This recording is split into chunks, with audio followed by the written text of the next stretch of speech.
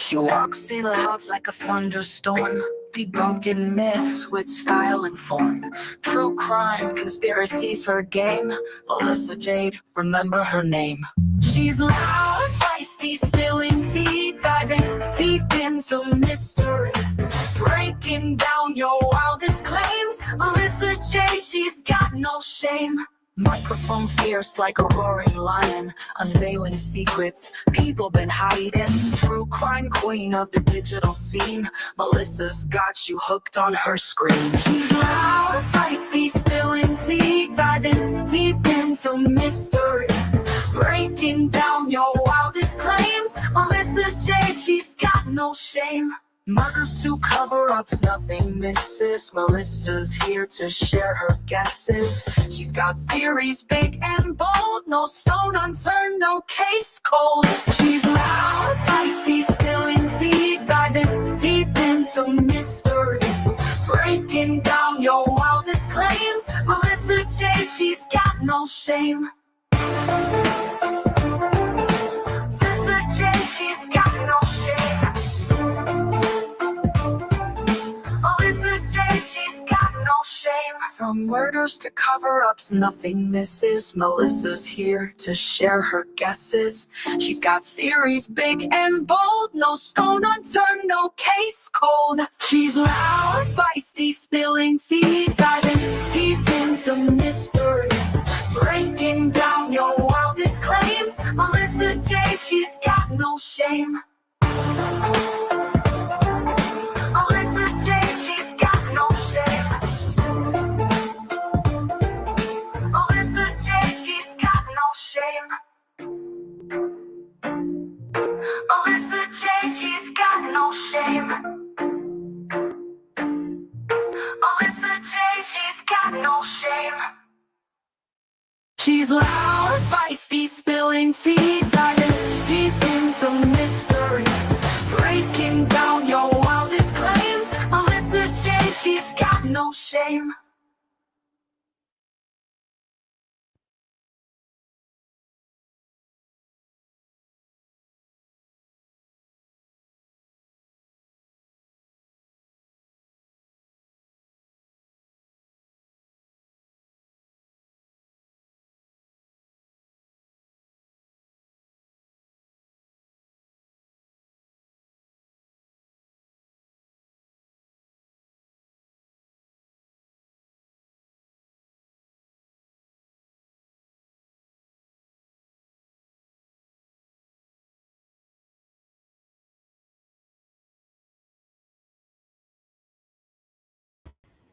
Hello, everybody. Happy hump day.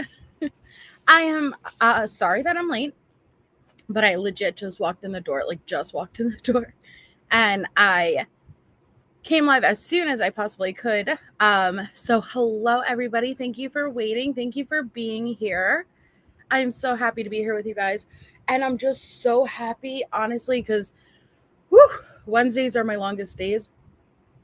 And I'm so exhausted, but I'm so happy to be hanging out doing, yes, Diak, hanging out. Hi, Jeannie. Hi, Melinda. Doing Tisha. So anybody who is newer, like from the Wade stuff, that's great. You know, absolutely adore having new people here. But you wouldn't understand yet how crazy it feels to say, hey, I want to crawl back down the hole of Tisha because this craziness is too much for me. Tisha is the craziness, okay? So the fact that I feel like, oh, I get to chill and like do Tisha tonight, that's bizarre because Tisha is the mind-blowing rabbit hole, but there is no drama outside of the coverage, if that makes sense. Like, because it's so weird because with the Wade Wilson stuff, essentially we're doing exactly what we have done for Tisha on my channel for over a year, but never did it cross into like real life. Does that make sense? Like, it was always just, including social media stuff, including Amy being the power of attorney, and a lot of the things that we see with the Wade coverage. But with the Wade stuff, it's you don't see a million men doing this for Tisha, right? But we see a million chicks doing it for Wade. And so all I'm saying is that it feels nice to just chill out and be here. And for anybody, and thank you so much, Lena B, my Lena B, for 8 months. She keeps on keeping on as always. And it's so lovely seeing you. And I'm so sorry. Hello to every single one of you in here. It's going to be a smaller live, and that is great because, like I said, I'd rather just chill out with a smaller group tonight and do Tisha stuff. Now, if you are someone who hasn't been around on the channel during our Tisha coverage, and you are someone that is more recent, you're the bomb, and I respect you. And thank you so much for being here and being willing to listen to something else outside of Wade, because this will be the most mind F of like, come the end of this, and there is no end. We never got to really the end before we're going back now, but this is going to be the most roller coaster of a ride. If you just trust me and give it a shot, you're going to, hey Natasha, you're going to you won't regret it. It's very, very fascinating. It's very, very, very fascinating. And I'm telling you, as someone who, if you think the Wade dynamic is crazy, it's not identical. It's very different. Like, this solely focuses on Tisha, but when I say she has personalities, not DID, but she has enough different faces and personalities where it makes you feel like you're going with so many different people. Like, it's interesting. Okay. So we've done 2 lives so far, as now we've gone back. The first live, I wouldn't even count it because I didn't even know really what I was doing. First, I was pulling up the jail files, but I'm like, we shouldn't be going through the jail files. So last Wednesday was the first actual episode I'd consider that you would want to be around for. Like, so we're only on technically episode 2. And if you don't know really anything, that's okay. We're gonna, a majority of us here know everything about this case. And so if you have a question along the way, please don't hesitate to ask. This is an amazing community. Like, the Tisha community is such an amazing community, and we all just want to help each other and understand. This is one of those cases that, even though it's closed, we don't have all the answers. So our most favorite thing to do is to kind of sit around with one another and dissect what we do know and try to piece it together and get an understanding. So please do not hesitate to ask a question. Even if it may seem silly, just ask it. And all of us would love to help one another. If you are someone that happens to be here that got gifted a Patreon yesterday, I didn't forget about you. Like I said, I just walked in the door since 6 a.m.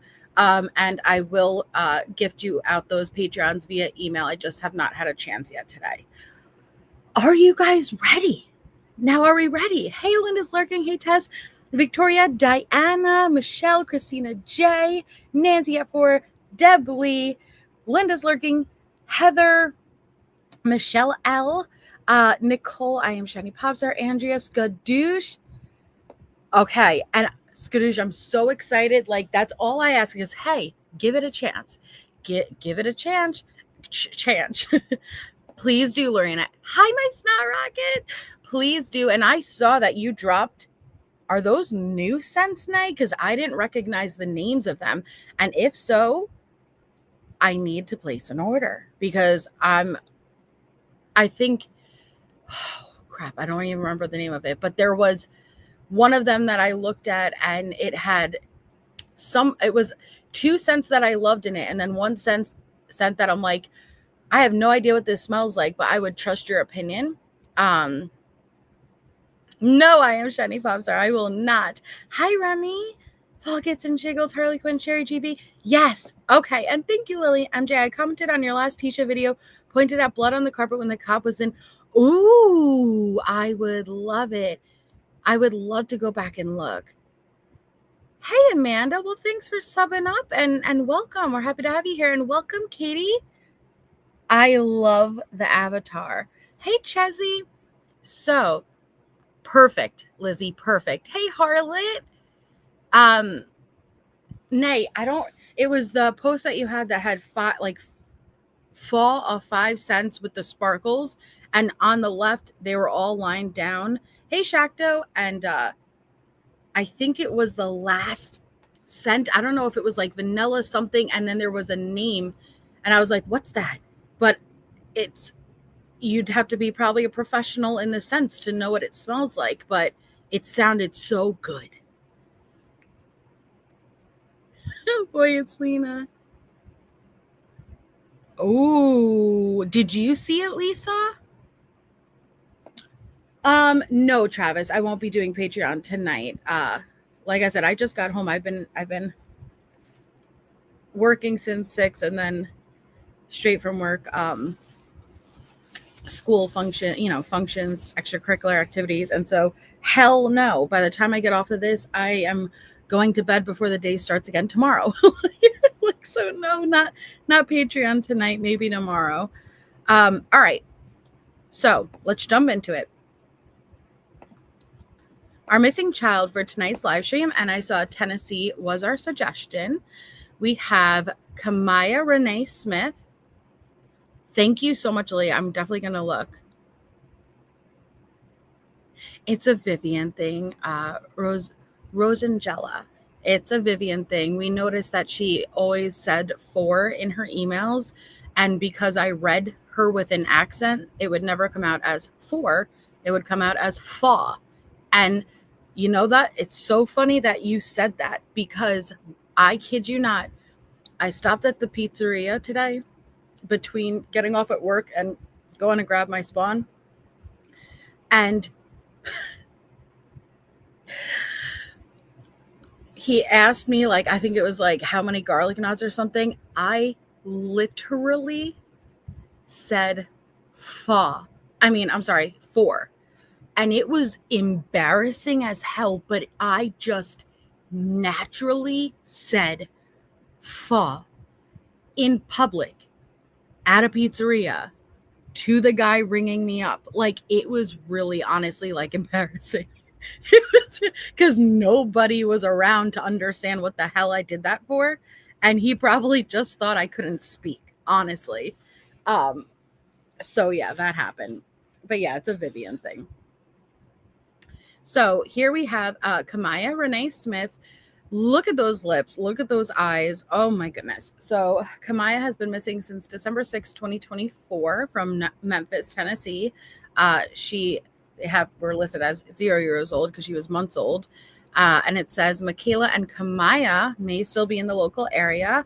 Michaela has a tattoo on her right arm, and Michaela's hair may be styled in colored brain. So here we have an associated child, Michaela Sierra Smith, also missing since December 6th, Memphis, Tennessee, 17 years old. And then here we have an additional photo. I am not sure if they are siblings or if this is mother-daughter. I'm not quite sure because it's an associated child, but that may be just because she's underage. So if you or anyone you know has information on their whereabouts, please, please, please contact the Memphis Police Department at 1-901-545-2677. Rose Gold, I'm not sure why they don't just put the months versus 0 years. Hi, Angie Erickson. I can't answer that because I really don't know. I think it's weird too. All right, 0 years old, but like 3 months, 6 months, newborn, because there's a very big difference. Okay, so here we are starting today. Our last episode, which was basically part 1 to, hey, if you don't know anything, follow along. We went through the body cam footage of when Ganon was reported missing. And I gave you guys the context of what had happened. I told you guys how Ganon's body was in that storage room in a suitcase, and a horrific murder had just occurred hours before. You did, Nav? Well, technically you're not 20 minutes late because I was 10 minutes late. So we met in the middle and we're both 10 minutes late. And it's good to see you. Hi, Nona. None. It's how this system pulls information in that thank you for the clarification. Thank you. Hey, Becky. Okay, so I showed you guys that body cam footage, gave that context. Where are we going now? Today we're going to start with, it's called the Spencer Wilson interview. Why is this significant? This interview is going to be significant because this interview is going to be what caused the vast majority of people publicly to believe she is guilty. At this point, yes, police already had their interview with her. And I debated if I should go through that interview first, but I really want to go through the pretext calls because I want to hook you guys to this story. And so we'll eventually go through that interview. But at this point, the police are starting to be on to her because Letecia changed her story. Originally, Gannon started as a runaway. Then, the next thing you know, she's telling police during her interview, which we will go over, but she's telling police that basically a man broke into her house after she went out and searched for near a construction site for someone who could fix that rug. Remember that candle incident? She went and searched and she gave this random guy the code to her garage. And when her and Gannon came back after shopping that Monday, the man was in the house and he sexually assaulted her, knocked her unconscious, and took Gannon. That story would then evolve into 80 million different stories. But that's the only context you really need going into this Spencer Wilson interview. Publicly, we knew nothing. Publicly, all Gannon was a missing child at this point. But yes, the police, the detectives knew that Letecia changed her story and that there's something going on here. But so from the public, our point of view, this interview would be massive red flags. And it was this interview that really made everyone shift and go, whoa, what the hell's going on? Spencer Wilson is the name of the guy who was conducting the interview, Spencer Wilson. And thank you, Katie, for half a year. Heard this story before, but can't wait for this. Hell yeah. Every single time, Angel. Oh, I don't remember. I've been binge watching Letecia episodes for 2 weeks now, and I still don't know so much what I do now. Leticia's crazier than a set wag of aardvarks. I'm telling you, just buckle up. I promise you guys won't regret it. Like, if you can handle the fact that it is a child case, but we do our best. I'll only bring up the details if I need to, but I do like to try to separate it while discussing other things because it's very heavy and I understand that. But thank you. Love your channel, Melissa. Keep making us laugh. Thank you so much, Michelle. 1 more month for your golden membership year. Yeah, and so she is the one. Okay. So basically at this point, Al comes home, right? Al comes home. His child's missing. You were the last one to see Gannon, his wife, Letecia, right? But Leticia's story keeps evolving and things aren't all that they appear. Letecia picked Albert up from the airport in a rental. Well, actually, not technically in a rental. She picked Albert up at the airport with no car. And Albert's flying in because his son is missing, right? And Letecia says, well, I didn't drive the car because I didn't want to put extra miles on it. Now, we know now, no, Gannon's body, unfortunately, sadly, was moved multiple times. First, he started in that storage room, while the second place he ended up was in the back of that van, truck, whatever you call it. And she parked it. She drove herself to the airport, parked it at the airport, and then picked up Al, and they rented a van. But Leticia told Al when he asked, "Where's your car?" She said it's parked over like near Academy, near the school. Well, there was something in the bottom of his stomach that said, "Go and check." And when he did, her car wasn't there. So that's when Al starts speaking to the detectives and like, "I don't know about this. Like, there's something wrong. There's something wrong." And Leticia, oh God, there's so much. It's why I get so overwhelmed. In a nutshell, at this point, Leticia throws a fit because Gannon's biological mom flies also into Colorado, is staying at the house. Leticia does not want Gannon's bio mom to stay at the house. And so she packs up her stuff with her 17-year-old biological daughter, Harley, and her family met her, and they're now leaving the house to go stay at a hotel when she bumps into Spencer Wilson, a reporter, and she flags him down and she wants to do an interview. So that is where we're going to pick up right now. I promise everything I kind of just touched upon, I will show you all of that. It's just really hard to kind of like figure out what to do first, but I promise I will show you all of it.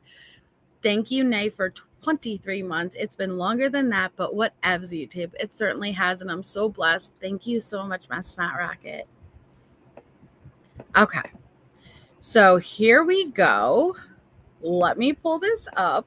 If you haven't already hit the thumbs up, please take a second to do so. We're starting with the Spencer Wilson. Oh, I'm so excited. We're starting with the Spencer Wilson interview. And I really want to hear, for anybody who has never seen this before, tell me what your thoughts are. This is supposed to be a stepmom who is the last person to see her stepson, her 11-year-old stepson, and he's gone. He's missing. You tell me what's wrong with this interview. What would you think?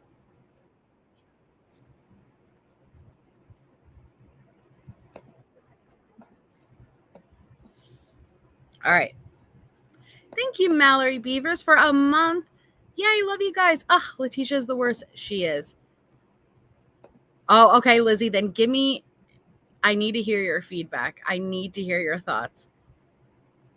Yes, Dynamite, me too. Okay. This was literally the interview that showed the public, oh, there's something wrong here. There's something wrong. Everything was wrong with this interview is right. Okay, so here we go. Again, what happened? Leticia changed up her story. She originally said Ganon was a runaway. Then she went in for an interview with police and she changed it to, oh, I gave this construction worker who I met on the side of the road a code to come in and fix my carpet. We came home after shopping. He was in my house. He assaulted me, schmaped me, hit me over the head, and he took Ganon. The police are like, excuse me? Then her husband, Al, who is Gannon's bio dad, realizes that Leticia's lying to him about things. She did not have her car at the airport. She said she didn't want to put miles on it, yet the place that she said she parked the car and left the car is not there. So Leticia's all defensive because Gannon's bio mom is staying at the house. She is jealous. She doesn't want Al and his ex-wife staying in the same house together. So she packs up her stuff with her 17-year-old daughter, Harley, meets her family, and they are going to stay at a hotel. You are? I am Letecia Stauch, which is Gannon's stepmother. Whoops. You've been a part of... You are? She did not want to do the interview on camera. I am Letecia Stauch, which is Gannon's stepmother. You've been a part of the investigation since the very first time. You were the last person to see him. Is that right? Correct. What did you see when you last saw him? Well, I'm not allowed to talk about anything with the case. I would more so be willing to talk about how the community needs to have faith and continue to work together and not make these false accusations, like the things that have been said that I've disappeared from the community. I haven't been there to help, but there's lots of reasons behind that. reasons like death threats, right? Right. Death threats are one of them. My family's getting lots of death threats. We counted over 20 some death threats already. Two, my husband's ex-wife is living in our home. And of course, I'm not coming home to do these things and to help with the family when I was kind of like told I couldn't. Okay, pause right there. So Letecia slips a lot. Again, this is an interview she's asking to do regarding Gannon's disappearance, 11-year-old stepson. Tell me a little bit about what's going on, right? Well, my husband's ex-wife is staying in the house, and she could tell it's jealousy, it's anger. It's not about Gannon at all yet. Days, Luann. I'd have to double check when the date of this interview was. So let me see 1 second. Does it say? I'll look it up. But days. And then many other things that happened with the El Paso County Police Department, and in doing the investigation, I was told I wasn't complying. And can I elaborate on that? Please do. Yes. So I asked for an attorney during the interview, and I was denied that by them. I was held because they were blocking the door, and I was told I couldn't leave, and that if I would have touched them, they would have probably, said I still wasn't complying, or said I was, trying to run away or something. But during the interview, I asked several times, could I stop the interview? Could I get an attorney? Could I stop the interview? Could I get an attorney? I was denied. I was told I couldn't get nothing to drink. I couldn't go to the bathroom. I mean, it was okay. Now, I'm not going to play that interview yet. We're going into the pretext calls. But I promise you, we're going to get to that interview. But I'm going to tell you what you need to know. Everything she just said is a flat out lie. She was treated very nicely and kindly. She drank cans of Coke, water. She ate Hot Pockets. They offered to order her anything that she wanted. And never once did she ask for a lawyer, except only at one point, hours in, after they went to take her phone, because all of a sudden she's admitting to a crime occurring, and now they needed that phone. She said, I want to call my lawyer. And at that point, they ceased the interview and they did not move forward, even though she said she still wanted to speak. And then she got nervous because they were like, hey, you say that you've been assaulted, right? Would you be willing to go down and do like a scene exam? Because your body has then DNA and evidence on it. And she said, no, I want to go home and shower first. I feel icky. And so then she fakes a medical emergency, just like we see with Wade Wilson. And she ends up getting pulled out of this interview with EMS. Okay. And then she goes to the hospital. From the hospital, she makes a great escape. Okay. That's what you need to know. Attorney. I was denied. I was told I couldn't get nothing to drink. I couldn't go to the bathroom. I mean, it was continuously that my constitutional rights were violated.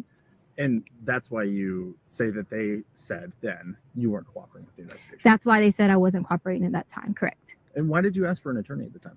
Well, I asked for an attorney at the time because there was one individual, there was two really good detectives. And so I'm not, going to talk bad about detectives, but the tactics they started to get when I would answer questions, they try to, they're detectives. They're supposed to twist. The one main goal is to find Gannon.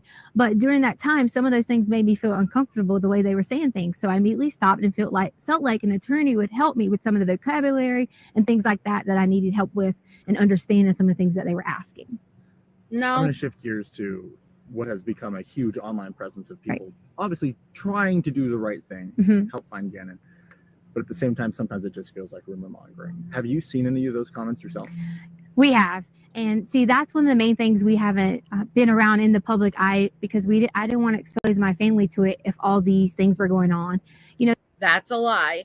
After the pretext calls, Natasha actually is going to be joining me. And I'm going to show you guys, like not every single one, but I have like 150 screenshots of what Letecia was doing on social media. And she was joining the Stauch is innocent groups under fake accounts, creating fake emails, even asking people to file false police reports. So just understand, like, there is so much to this, and I promise I'm going to show you guys everything, but she is lying again, and she was rampant all over social media, and we are going to go through every single one of them. Once yourself. We have. And see, that's one of the main things we haven't been around in the public eye, because I didn't want to expose my family to it if all these things were going on. You know, there was comments about Gannon getting pushed off the hike, and there was comments about this, and that's just not true. I took care of Gannon for the last 2 years in our home because his mother didn't want to do it.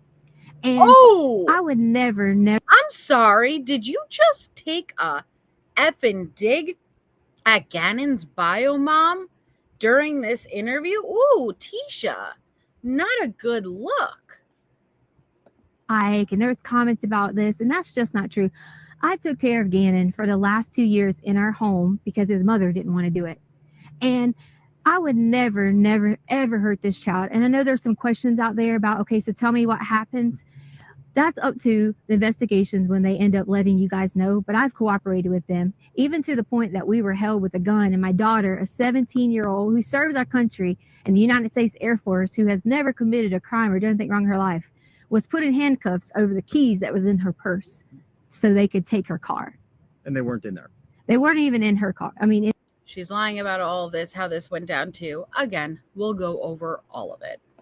In her purse. And they were in my pocket. You originally didn't even know it was the law enforcement officer? I didn't know it was a law enforcement officer because when he came out, I guess he was putting his jacket on, and it wasn't necessarily his fault. He was adjusting and happened to catch me.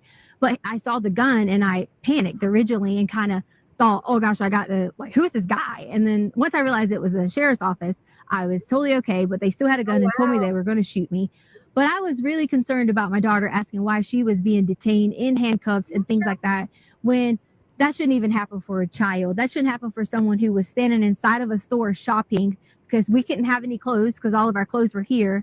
If we came here and got clothes, you know, we would be harassed. So she went to purchase some underwear and things like that and was put in the handcuffs in the store, you know, and then brought out with men with guns. And that's just not okay. You know, now what she's really talking about is her and her daughter Harley were shopping, and police had a warrant for Harley's car, which was a little Jetta, and the phone. They went in, and Letecia ditched her child. And I'm not kidding. She ditched her child and booked it and ran and threw the keys across the parking lot. And they're saying, stop. Like, her daughter is stuck inside. And she's a minor. And Tisha's booking it. And it wasn't until they pulled a gun and said, stop, that Tisha finally stopped. That is the truth of what went down. And we have all of the police reports. We have everything. We will show you guys. They could have approached me and said, hi, I'm with El Paso County. Can I please get this? Instead of the way that it happened. I'm just going to check your chat. Doing great. Well, I forgot we're still going to recording. Still can hear you okay. She is sweet. Okay. Yeah. Sounds like we're good. Every once in a while, my mic will do that. And I want to make sure that's not going to happen here. Okay. Yeah, Heather. I should try and clarify here. Not necessarily crime rates, but the way that people are reacting online to rumors about you with the search. Oh, yes. Wow. The rumors have gotten so bad. I pretty much have been told at least 10 different ways that these people have these conspiracy theories. I guess they watch a lot of law shows and maybe they have all these theories on how Ganon is dead. And that's what they're saying. So I'm like, why are you saying Ganon is dead? He is not dead. We are going to find Ganon. And that. Now, she has been using past tense interchangeably throughout this interview. I don't know if you guys noticed. Ganon was, lots of slips. I'm like, why are you saying Ganon is dead? He is not dead. We are going to find Gannon. And that's the main goal that we all have. My family has. Just because you haven't seen us, we have that same goal. We've been out searching. My aunt has been out searching. My family has been out searching. We all have been doing that together so that we could protect each other. How does it feel when not only you have a lost child who you are in care of, but then people blaming you for that child not being there? You know, I'm just ready for Gannon to come home. Most importantly, for him to see his family. But second, I am going to be so ecstatic when I'm able to say to people that I hope they have a really sincere apology for all these theories that have came out online, for all the things they said that I have done or people have done. And I just want everyone to know that we're going to find Gannon. And I love. I'm sorry. Did you hear that? You have an 11-year-old missing child. Yep. You have an 11-year-old missing child. If Gannon can hear you right now, what do you want him to know? What would you want it to say? No, he did not, because we heard from Spencer Wilson up on the stand during her trial, and he gave us all the deets, Hope G. I'm trying not to overwhelm you guys because like I said, I have so much information packed in my head. I'm trying not to overwhelm you guys if you're new to the case, and I'm trying to just keep it very black and white, but just trust me, you are going to get everything, everything. So if you can, hi Ashley, if you can say something to Gannon, who can be abducted, who can be being held captive, harmed, what would you say? I cannot wait until he can come home, and then all of you can give me a sincere apology. Now, here's some context. She brutally stabbed Gannon 18 times, used blunt force. He had blunt force trauma to his head, and then shot him through the jaw. It's brutal. It's hard to hear, but you need to know, because then she put him in the suitcase, and she kept that suitcase in the storage room. And that's what I showed you guys last episode. The cops were inches away from his body at the time. She then the next morning put the suitcase in the back of the Tiguan. She then dumped his body on the side of the road. Okay.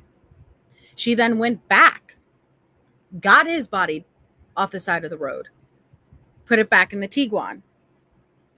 She then, kind of fast forwarding because we'll get to this, but she moved his body from Colorado all the way to Florida in the back of a moving van. Okay? Stepson, Mimi. And then eventually ditched his body off an overpass. She knows exactly what she's done, and she still is sitting here on the news days later knowing she has his body on the side of the road right now. At this time of this interview, she has Gannon in that suitcase on the side of the road on a wooded area. After this interview, she would go back and she would retrieve his body to move it again. You need to know that that is, in her mind, the truth. And what's fascinating is your brain is going to fight you when you lie. And so you need to pay attention to all of her slips, all of the past tense, it is very obvious that her concern is not Gannon at all. But she also knows, she knows exactly where Gannon is. She knows that Gannon is no longer here, and she knows what she's done to him. Not human, Cosmo. Not human. For that child not being there. You know, I'm just ready for Gannon to come home. Most importantly, for him to see his family. But second, I am going to be so ecstatic when I'm able to say to people that I hope they have a really sincere apology for all these theories that have came out online, for all the things they said that I have done or people have done. And I just want everyone to know that we're going to find Gannon. And I love him so much. I've helped taking care of him for so long. Can you talk to me a little bit about him? I don't know him. Gannon is so kind, and he loves to play video games. That's one of his favorite things. He loves Sonic and Mario, and he's always helpful. And he was always so helpful with the dog. He was. He really liked. He was always so. He's been gone for 2 days, ma'am. Why are you speaking about him in the past tense? Oh, that's right. Because he is no longer alive. Care of him for so long. Can you talk to me a little bit about him? I don't know him. Gannon is so kind, and he loves to play video games. That's one of his favorite things. He loves Sonic and Mario, and he's always helpful. And he was always so helpful with the dogs around the house. And we have 2 little cute dogs, and he was always like a person I could say, Gannon, can you go do this? And he would do it right away. Sometimes with kids, we have to remind them and things like that, and that's okay. But he was so sweet and able to help anyone. He could notice when you're sick and say, are you okay? And such a kind heart. I know you just said that you can't say anything about the investigation. And thank you, Lily. She made the 2 girls go downstairs and say goodnight to Gannon. Harley said the house felt weird. The woman is evil. Yeah. She did things, and thank you so much for the support. And I apologize because I'm really trying not to overload anybody who's new. But yes, she very much included her 17-year-old biological child. Yes, she very much included Gannon's biological sister, who was 8 at the time. And it's very, very disturbing details that have come to light. And I will go over everything like I promised. But there is so much to this. It's one of the most disturbing cases I've ever truly got into. So you can just say so again if you can't answer this. But is there anything we can hear about the hike? Was there a hike? That just seems like rumors right now. You know what? Could we bring my daughter up here? Because she can go and say that, she came home from work after the hike, and she can verify that Gannon was at our home. Okay. Yeah, that's fine with me. And if she doesn't want to, that's okay, but you're allowed to. That's fine. Hot mic. Okay so far? Yes. I need Harley. Listen. Hot mic. I need Harley. Because they want you to verify was Gannon at home after the hike. Because you didn't go to the hike, but you came home from work. Do you want me to just say yes? No, just answer the question. Yes, you came home from work, and you can verify Gannon was at home. Yeah. So Letecia walks away from the camera, not registering that the mic is still attached to her and can pick up everything she's saying.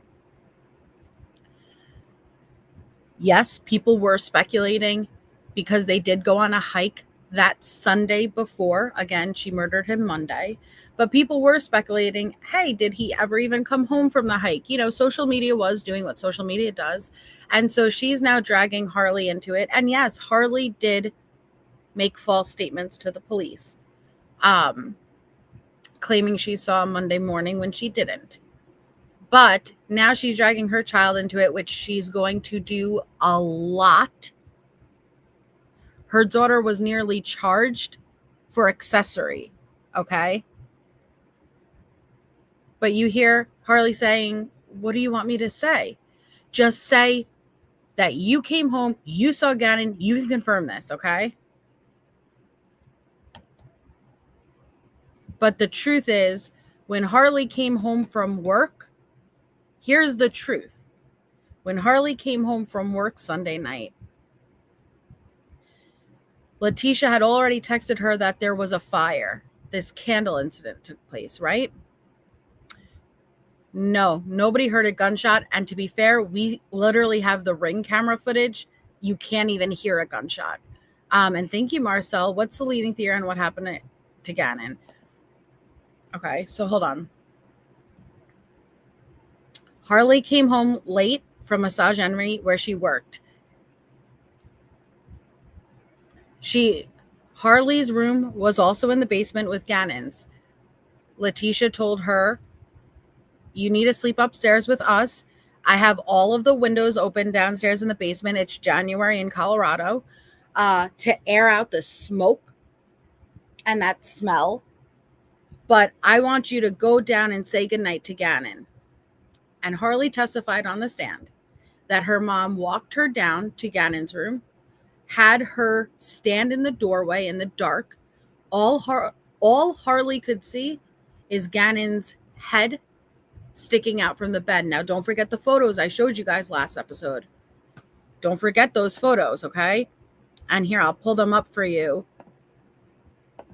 if anyone needs a reminder. But Letecia said to Harley, say goodnight to Gannon. And so from the doorway, Harley said, goodnight, Gannon. And they asked her on the stand, did Gannon respond? No. Was that usual? Was that unusual? Why'd your mom make you go down and specifically say goodnight to Gannon? It was unusual. And thank you so much, Nav. That's incredibly kind. Please make sure you thank Nav. He gifted memberships. So amazing. Thank you so much. So welcome anybody that got a membership. The reason that Letecia did this, proof of life. Yes. So it was too smoky for Harley or anyone else to sleep down there, but Gannon, who already had burns and injuries, admittedly, from Letecia, was forced to sleep downstairs with all of these windows open in Colorado, January, by himself. And don't forget the video. Don't forget the video where we hear him crying. That was right after. Okay? So this is Monday morning. Harley would have said goodnight to him Sunday evening. And this is essentially what she sees. He did not answer. He did not speak back. We don't know. We know that he was drugged. We know that he did sustain injuries, but we don't know exactly how this played out. And thank you so much, Anton. Great to that little boy. God's got him now. Absolutely. Absolutely. So, this is Gannon Monday morning. About 7.5 hours-ish. 7 to 8 hours before he was murdered. Okay. Yes, Peyton, according to Letecia, there was this candle incident. Don't forget. This candle incident happened Sunday night. She said Gannon knocked over a candle. A fire started. Gannon got burned. What do you see underneath that wax? Blood. The candle incident did not go down the way Letecia claims it went down. We will never know what happened with the candle incident. We will never know what injuries did Gannon sustain that there is blood underneath that wax. We won't know. It's one of the things that drive us crazy who follow this case. So, when she's having her daughter in this interview come over and verify that you saw Gannon after the hike and he was okay, she came home around 10:30 Sunday evening. Gannon was in the bedroom. He never spoke a word to her. She did lie at the time and say she saw him Monday morning. She didn't. Well, then tell me privately, Natasha. I'd love to hear. Yeah, she's convicted, Robin. Letecia Stauch is convicted, and she'll spend the rest of her life in prison.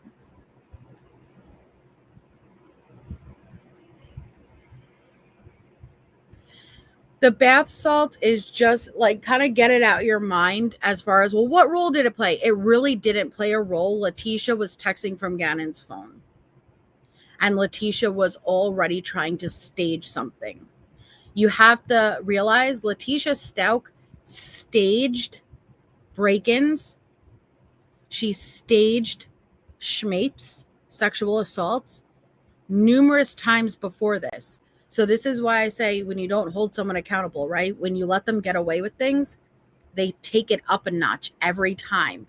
And this particular weekend, her and Al's marriage was crumbling. Al traveled in the military. Leticia was home taking care of kids she did not want to take care of, and she took it out on Gannon. I don't know if she was trying to stage a fire of some sort to get Al home. I don't know if she was trying to injure Gannon. I don't know if her intention was for Gannon, because again, we know that he did have hydrocodone in his system. We don't know when exactly, just 24 hours prior to his death. Was she trying to light the house on fire and have him stay unconscious and not wake up? But he did wake up. We don't know. But she planned very evil things. Just wait until I show you guys her Google searches. So now she's dragging her 17-year-old child into it. And lie about it. Really? But you're allowed That's to fine. ask it. Sound okay so far? Yes. I need Harley. Because they want you to verify was Gannon at home after the hike. Yeah. Because you didn't go to the hike, but you came home from work. Do you want me to just say yes? No, just answer the question. Yes, you came home from work and you can verify Gannon was at home. Yeah.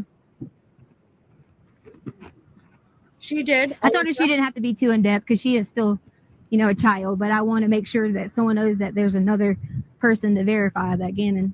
Sure. Does she need to hold this? No. Yes. So I came home later that evening. I was at work, and I can verify that he was there that night. So there was a hike that you guys went on, but then you guys came home. Yes. Where'd you guys go hiking? Garden of the Gods. Okay.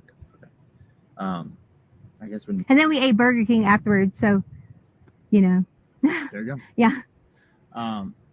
And then it just was, I'm gonna go to play at a friend's house. And then it was just I'm off to go to play at a friend's house. Unfortunately, I'm not able to comment on that anymore. And for that reason is because some things have been turned and twisted. And, that was one of those stories you were talking about where people say things.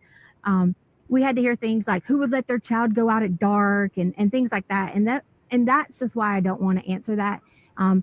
If I had to give, I'm not going to say that part. That's okay. Never That's mind. right. I could take that out. I understand that it gets tricky with Yeah. legal stuff. Do you feel like I asked you what I need to? Do you feel like this is going to help kind of turn the tide of what feels like a witch hunt, in my opinion? I hope. Am I on camera now? You are still. Okay. I think that a lot of people can see that I'm not missing. Did you see that shift? Am I still on camera? Yeah, you're still on. Okay, so I feel like I could see that. So did you see that? I feel like this is going to help kind of turn the tide of what feels like a witch hunt, in my opinion. I hope. Am I on camera now? You are still. Okay. I think that a lot of people can see that I'm not missing and see that I am being cooperative. But to me, it's okay that they think those things because the way someone thinks about me, I don't have a problem with that. My main thing is I would never want someone to think that I would hurt Gannon or any of the children in our home because that's just not the case. I've spent my whole entire life working so hard in education. There was even things online that was talking about my education license and I shouldn't even be a teacher. And they just didn't know that. Like we moved on a military move and I didn't finish out my contract. So I gave up my license in that state. It had nothing to do with any criminal activity, or any of those things. And it just got blown out of proportion on my professional status, and Do you feel like these are just internet detectives who think they know what they're doing? it definitely is. And, here's the thing that kind of saddens me. Yes. It's like, if you're going to talk about someone like that and have a witch hunt out for them, why would you even care about doing those things? Because this is a child. You're telling me that you're just as mean, you're just as hateful to talk about someone else like that. That's how I feel. Like we should all come together and wait until the end and see what happens because Gannon's going to come home. Any message for Ganon? The message for Gannon I have is, Gannon, when you get here, you'll be able to truly tell what happened. And then I really hope I get a sincere apology from everyone who has made all those things, especially from my husband. I'm sorry. What?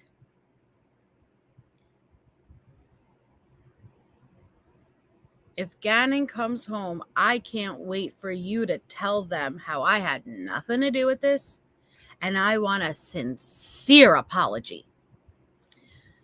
Leticia did work as in the classroom, but let me be clear, she never held down a job. She bounced around week here, week there, like it was never anything consistent. But then she also said she was a flight attendant, so she's an effing liar. But yes, she did have jobs in the classroom, and she's a doctor. Able to truly tell what happened. And then I really hope I get a sincere apology from everyone who has made all those things, especially from my husband. We just wanted to add a message to Gannon from my family, is that we love you. Oh, if you're confused, and we only know this because Spencer Wilson testified on the stand. She asked, "Can I redo that part?" And so this is now the redo. So it goes from sincere apology to, "Can I redo that?" Okay. I just really wanted. How crazy is she? Telling me that you're just as mean, you're just as hateful to talk about someone else like that. That's how I feel. Like we should all come together and wait until the end and see what happens, because Gannon's going to come home. Any message for Gannon? The message for Gannon I have is, Gannon, when you get here, you'll be able to truly tell what happened. And then I really hope I get a sincere apology from everyone who has made all those things, especially from my husband. We just wanted to add a message to Gannon from my family, is that we love you and miss you, and we hope that you come home soon. And Gannon, I can't wait till you can come home and let everyone know that you're okay. We love you. Okay. Where is his body? At the time of this interview, it was on the side of a road in a wooded area. She moved his body multiple times. Now, before I start this pretext call, and just prepare yourself, because these pretext calls, and we're going to go through all of them, there's going to be moments of heartbreak. There's going to be moments of laughs just from how absolutely ridiculous it is. There's going to be moments of what the fudge. There's going to be a lot of emotions. Prepare yourself. Because at the end of it, Al is Gannon's bio dad, and these pretext calls, which were set up with the FBI, okay, they're listening in. They're telling Al, hey, ask about this, ask about that, because she is letting a lot out, because she changes her story over and over and over again. But this is a man who is desperately trying to figure out what happened to his son. Where is his son? And every version, every story Leticia will give Al is horrible. It's horrible no matter what for Gannon. And he is having to accept, if she's willing to feed me all of these horrible stories, how much worse is the truth? Okay? But before I start the pretext call, I want to read Lena's safe passage interview. And thank you, Bucks 04. Her jail cell or Wade Wilson's jail cell worse? The jail cells are identical as the layout kind of, but I don't recall, and I have all of those photos that we'll go through, but I don't recall Leticia's looking like Wade's. Wade's looked nasty. So I want to read Lena's safe passage interview. If you don't know who Lena is, Lena, okay, so the children in the house, this was a mixed family, okay? You had Letecia Stauch. She has a 17-year-old biological daughter named Harley. Al Stauch, biological dad of Gannon, biological dad of Lena. Lena was Gannon's 8-year-old sister. He was 11. She was 8 at this time. Gannon and Lena also had a brand new baby sister from their mom, half sister, okay? This is Lena's safe passage interview. Be prepared. It's very heavy. It's not that long because she was 8 years old and they were trying to get this 8-year-old to sit down and share, because the only other person who was in the house Sunday night into Monday when this candle incident went down and everything was Lena. And so they're desperately trying through this 8-year-old child who already has been through horrific trauma to, with her 8-year-old mind, relay what happened. So I'm going to start with this, and then we're going to start the pretext calls. So it goes on to state,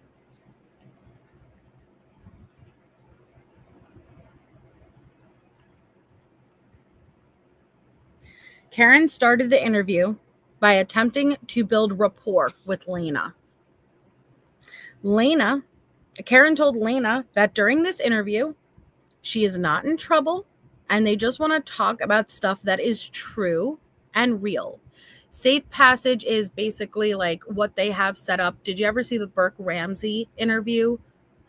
It's what they have set up to speak with like minors, child victims, to access information. They could play toys with them, games with them, like make them comfortable while also trying to obtain information. Okay. Lena was 8 at this time. So Lena nodded her head yes. She would talk to Karen. However, during the interview, Lena struggled to remain still, and on at least 2 occasions, she ran out of the interview room. Due to Lena being unable to focus, a full interview could not be completed. However, the following information was obtained. Lena said they went for a hike on Sunday, January 26th, 2020. She began to explain the hike. She said at the end of the hike, quote, Gannon used the bathroom in his pants, end quote. Pause. I told you guys last time, Gannon was a premature baby. He fought to come into this world. He fought leaving it. Because he was born premature, he did struggle with a lot of gastrointestinal issues. Now, as far as we know, it wasn't more of an issue in the last few years before his death, but this is what Letecia said. Letecia said they had to leave that hike because Gannon had an accident in his pants. I'm not entirely sure if it's true, but we do know that, like I said, Letecia was drugging him and doing things, so I don't know what happened. But you have to also remember, this is an 8-year-old.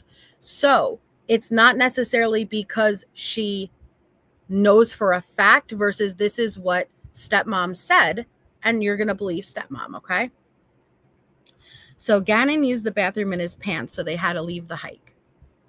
Lena says later that night, there was a fire, the candle incident.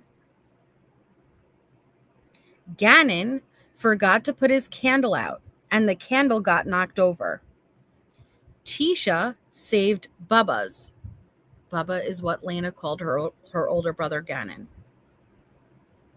Tisha put blankets over Gannon to put out the fire. Gannon had a little bit of fire on his shirt. When Lena was describing where the fire was on Gannon, she pointed to her left side lower abdomen. It is unsure if Gannon's shirt was on fire. Lena said when the fire happened, she was in her bedroom on her bed. Lena heard the fire alarm going off. Pause. We now know that is not true. The fire alarm was not going off, but this is what Tisha did say numerous times. So you could tell the child is going to repeat what stepmom said. So Tisha said, quote, load up in the cars with the puppies, end quote. Gannon was freaking out saying, I'm sorry. I'm really sorry. Tisha kept saying, okay, it's okay. They drove around in the car. When they got back home, Tisha told Lena to go into Tisha's room because she did not want Lena to go into her own bedroom. Lena said Tisha did not want her in her own room because, quote, people can look through her window, end quote. Lena was in Tisha's room and was watching the puppies. Tisha was downstairs with Gannon. Lena could hear Gannon crying. Pause. This is literally depicting that video I showed you guys last week, where Tisha starts in her room. She flips on the light. You see Lena with the wedge pillow. She walks around, and then it's in the dark, and she's like, okay, Gannon, just be honest with me. And he's like, okay, you promise you didn't do this on purpose? And he says, Pinky promise. That heartbreaking last video, this is the moment that Lena is describing, okay? They asked Lena what happened next, and Lena said then it was the next day. Karen asked Lena if Gannon's shirt caught on fire and how she knew that. Lena said the shirt did catch on fire, and she knew this because Tisha told her. Tisha showed Lena her burn mark. When Lena was describing where Tisha got burned, she pulled up her sleeve on her left arm and pointed to the bottom of her forearm. Pause. This is absolutely accurate. I could verify that this kid is telling the truth because in an interview that I'm going to show you guys in the future, that is exactly what Letecia did. She rolls up her sleeve and on her left arm, she points out this burn mark. So from what I've observed myself, Lena's story is accurate. And thank you so much, Tia. Please make sure you thank Tia if you got a membership. That was very kind of her. Welcome to our new members. So,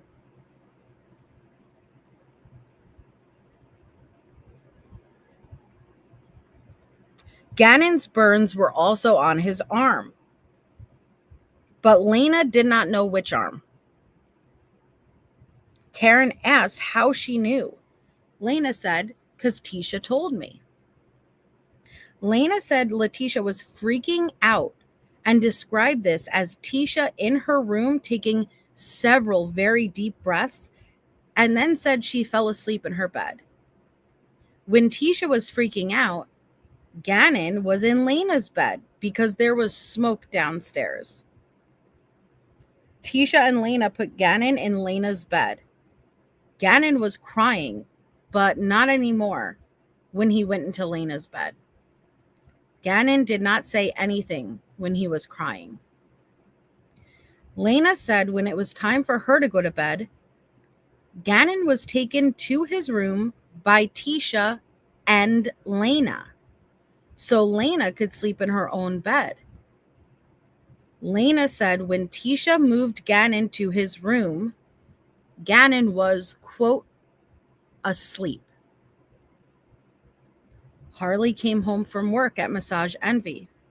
She came home and began loving her dog Chance. Tisha and Lena told Harley what had happened, referencing the candle incident. Harley asked if Gannon was okay. Tisha told Lena, quote, you have to go sleep in your bedroom now. Lena went to her room and went to sleep. Lena said when she went to bed, Tisha and Harley were watching TV in the living room, which again, this corroborates what Harley testified to on the stand.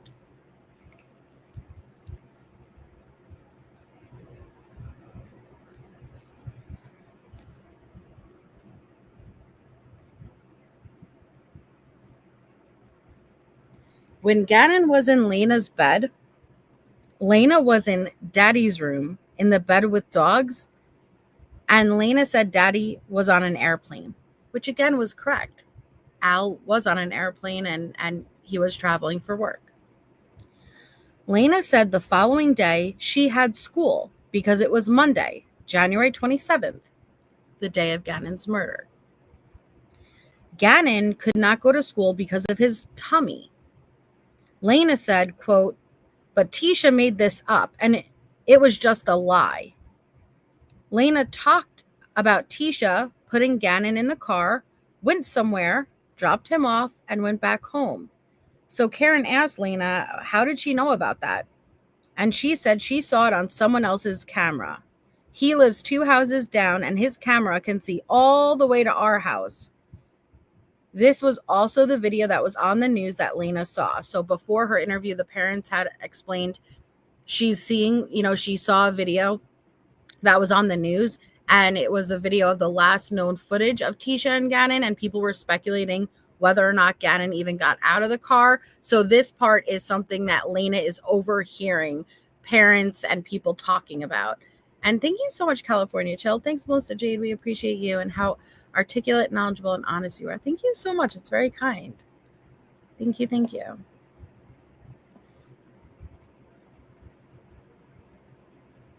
When Lena went to school on Monday, she said Gannon was in his room sleeping. She knew he was asleep because she helped put him in his bed.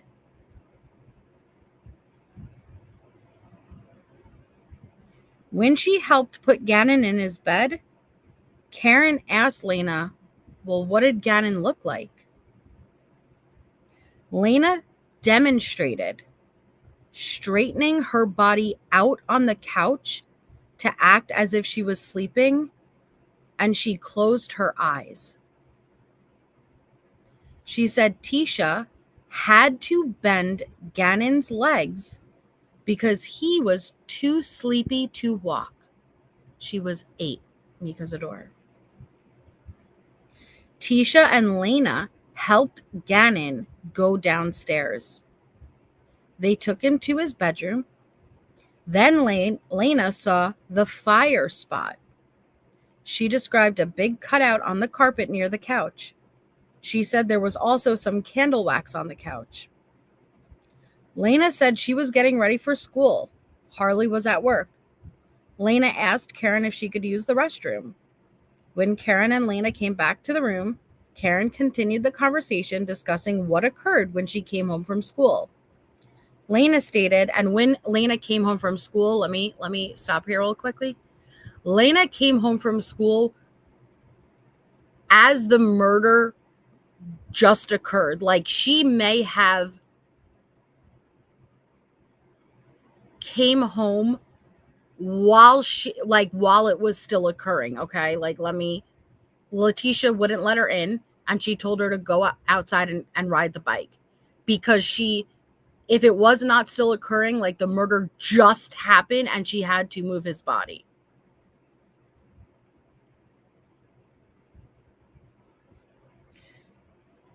When Lena got home from school, she stated that Tisha was the only one home and she just got done working out. Lena asked Leticia where Gannon was, and she replied he was downstairs sleeping. Lena asked if she could go check on him, and Tisha said no. Lena described Tisha as cleaning stuff.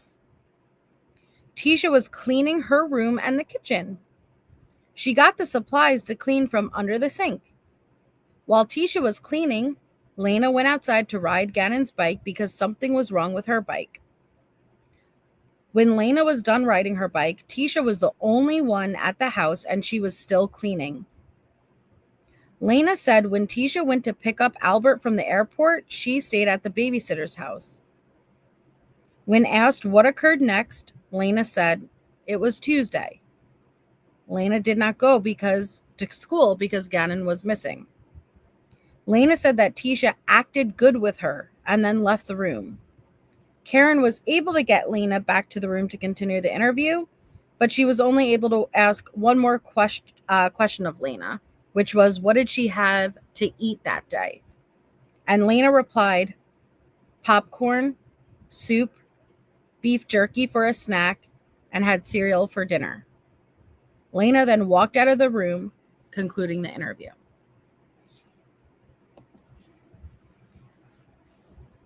Do you guys have any questions before I start this pretext call?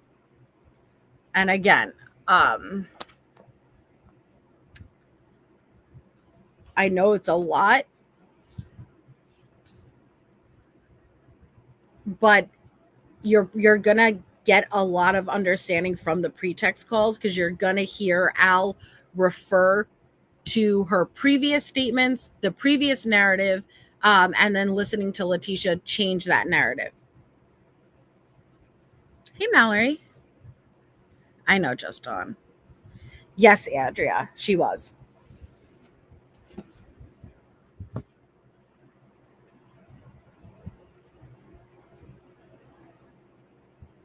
She was, but it seemed like Gannon got the brunt of the abuse. I know, cheer girl mom, right? Okay, so we're gonna start pretext call number 1. If you aren't aware what is a pretext call is a call that is set up with law enforcement. In this situation, it's the FBI, and they are listening in, and they are recording, and they are building evidence. Okay, so at this point, I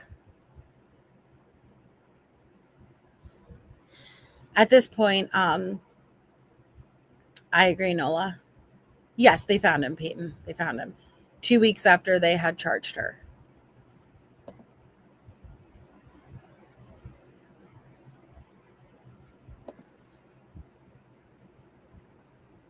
I forgot what I was just saying, though, so I can't finish saying it. But we're going to start. The pretext call. So they're listening in. They are trying desperately at this point to figure out what happened to Gannon. She was the last one to see Gannon. She keeps changing her stories, and Leticia talks a lot. And so March 2nd, she was arrested, Nav. And this was January 27th that Gannon went missing, but the murder occurred. They found his body 2 weeks after they charged her. No Pope. They tried to go for not guilty by reason of insanity and go with like a dissociative identity disorder. She had nothing but a little bit of anxiety documented. Oh, yes, she does, Swedish. Yes, she does. And that's going to be all on these pretext calls. So the first set of pretext calls we're going over February 13th. So again, this is the murder occurred January 27th. These are the pretext calls. The FBI are listening in with Al, and they are desperately trying to listen to whatever information she's sharing to figure out what happened to Gannon. All of these pretext calls are uploaded with no commentary on both Alex Erickson and Jen Liu over at the Ward Case Studies channel. If you want to listen without my commentary and you want to listen straight through, please definitely go over. These are two amazing channels either way. And you can find them over there along with a lot of Letecia Stauch content. And why did my background just go out? Okay. And welcome, Jody. Thanks for becoming a member. So we are starting on February 13th. Hey. Sorry, I just realized I didn't thumb that up. Okay.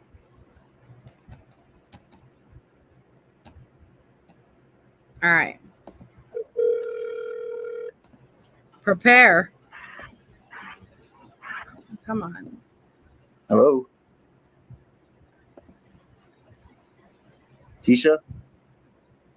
Yes, Peach.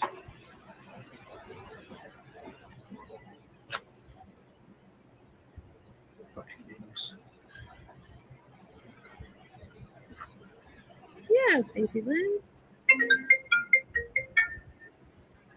Oh. Hey. Why didn't you say anything? I did. I said hello. It's just hard because I have to get service off Wi-Fi. Yeah. So what's up?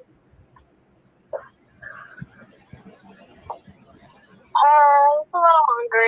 The date of this call is February 13th. Again, the murder occurred January 27th. So a little over 2.5 weeks later. Al doesn't know where his son is. Leticia knows the truth. You still haven't eaten anything? No. Huh? No. Why not? Because I don't have any money or cards. They have all that. They have all my debit cards, credit cards. Who has all that? They have it from my car. I don't have it. Oh, sorry. And I'm not going to pause that much, but just so you know, these first calls, Al is being nice to her. He's even saying baby and I love you and stuff like that. But he is trying to figure out where his son is. So as we get more calls in, he is not going to have that same energy. But don't think, well, why is he being nicer? Why? Because he was trying to get the information. Anything from my car. Oh, you didn't have it with you? I did. I had my purse with me, but they took my purse and they took my Apple Watch and all that. They took everything I had possession on. Why did they do that? I don't know. But I guess the same reason they took everything that was in my book bag and all the car. I mean, they even took the dog paperwork and my social security card and my birth certificate. My passport, which is why I can't be at the airline because I have to have a passport. Welcome. You're not working at the school anymore? I thought you had the early college thing going on. Right. They took my laptop. Then they took my car. So I called them and said, hey, I don't have a way to get to work right now. I'm going to work on it. I should have my car back in a day or two. Well, I'm still waiting, and I don't have a way to get to work.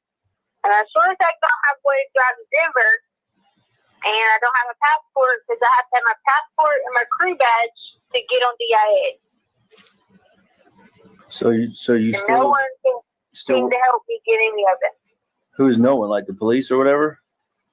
Like, I've called the evidence department several times and just been like, can I at least get my book back?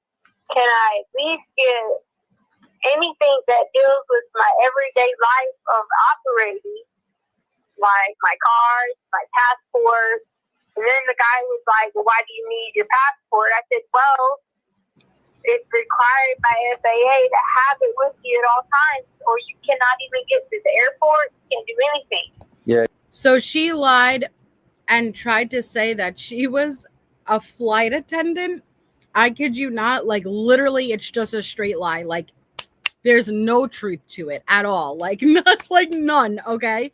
But you hear how she's because they took her car into evidence along with her items.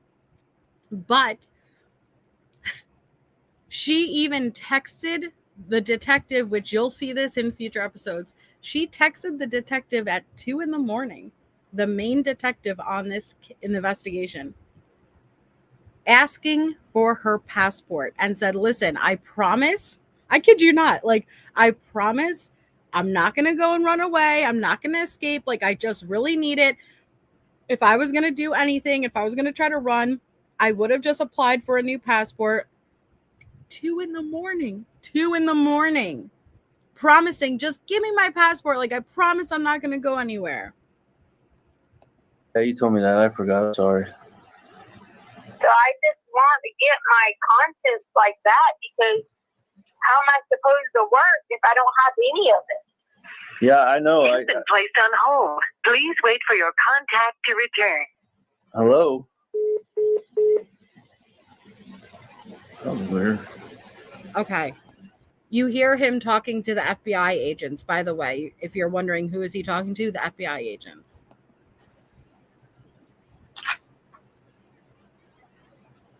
Yes, California Chill. FBI is.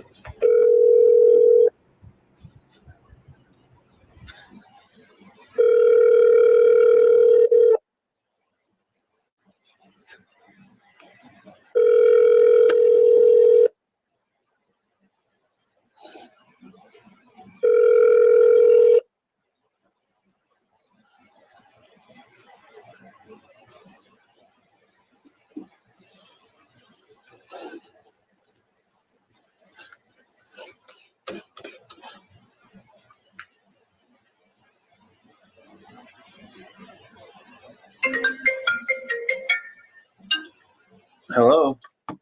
Hey, What happened? the Wi-Fi, I don't have a number, so the Wi-Fi just died. So I had to use this Indian dude's phone number here to call you back on because I only have Wi-Fi. Okay. But anyway, so like I don't have any of that stuff. So I'm not trying to purposely not go to work, not do anything. I just need help obtaining any of it to even do anything. Well, I'm having trouble too because they still freaking got my truck and you know how I have those badges I got to get in? Yeah. I can't freaking get into my secure part of my job, so I can't even do what I'm supposed to be doing either. So it's freaking driving me nuts. And so like the people are fussing at Harley because she needs her high school diploma and she needs a report with her ID, social, and high school diploma, and I'm trying to explain to them what's going on. Yeah. And like I just can't get any help. Okay.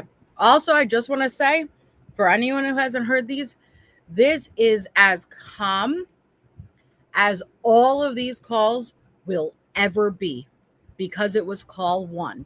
Okay? Because it was call 1. But this is the calmest you are ever going to hear it. It is only going to continue to be an upward roller coaster of chaos. Because she's supposed to be there every week on base doing stuff. Hey, Midnight Lays. Because she leaves in 28 days. For basic. Yeah. Yeah. Did anything ever happen with that job? That new MOS? Yeah, the guy wants to talk to her about it. That's why he told her, he said to come in, but we didn't have a way, so we explained that to him. So we didn't have a way. We don't have a way to get on base because they have IDs. They have everything. It's in the book bags, everything. Okay. What were you talking? What was that thing you said you called? I just popped in my head. CIB or something? Yeah, you guys, I'm trying to talk to you about like help, and I'm not downing or talking about anyone, but they don't need to be the lead agency if they're not going to lead.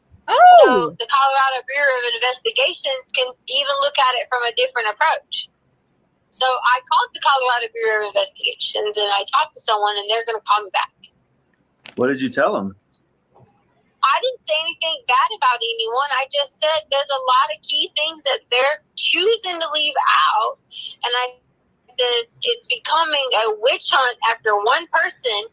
I said when they're barking up the wrong tree and they're not even following what credible things that I've told them.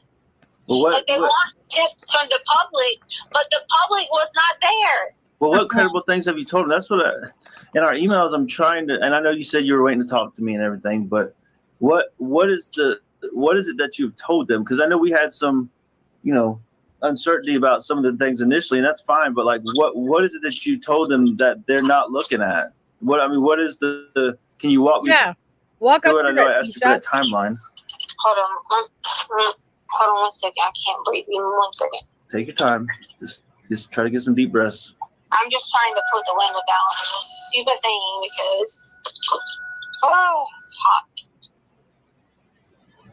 And like I'm having to like run into people I don't even freaking know. They could be mad killers and shit to be like, hey, can I use your phone? Hey, can I sit in your car for a minute? Hey, do you think That's a lie. First of all, she is not using random people's phones, and you're going to laugh your ass off as we get more calls in because she's telling Al, I just had to borrow a random person's phone and just ask him if I could make a call. 3 hours later, she's still on this phone. And we're supposed to believe you asked a random Indian guy, her words, okay, if you could use his phone for a minute, and you've been on this phone for 3 hours? Are you kidding me? But then to also say, yes, Nav, exactly, that there could be random killers out here. That's you, ma'am. That's you. You're the killer.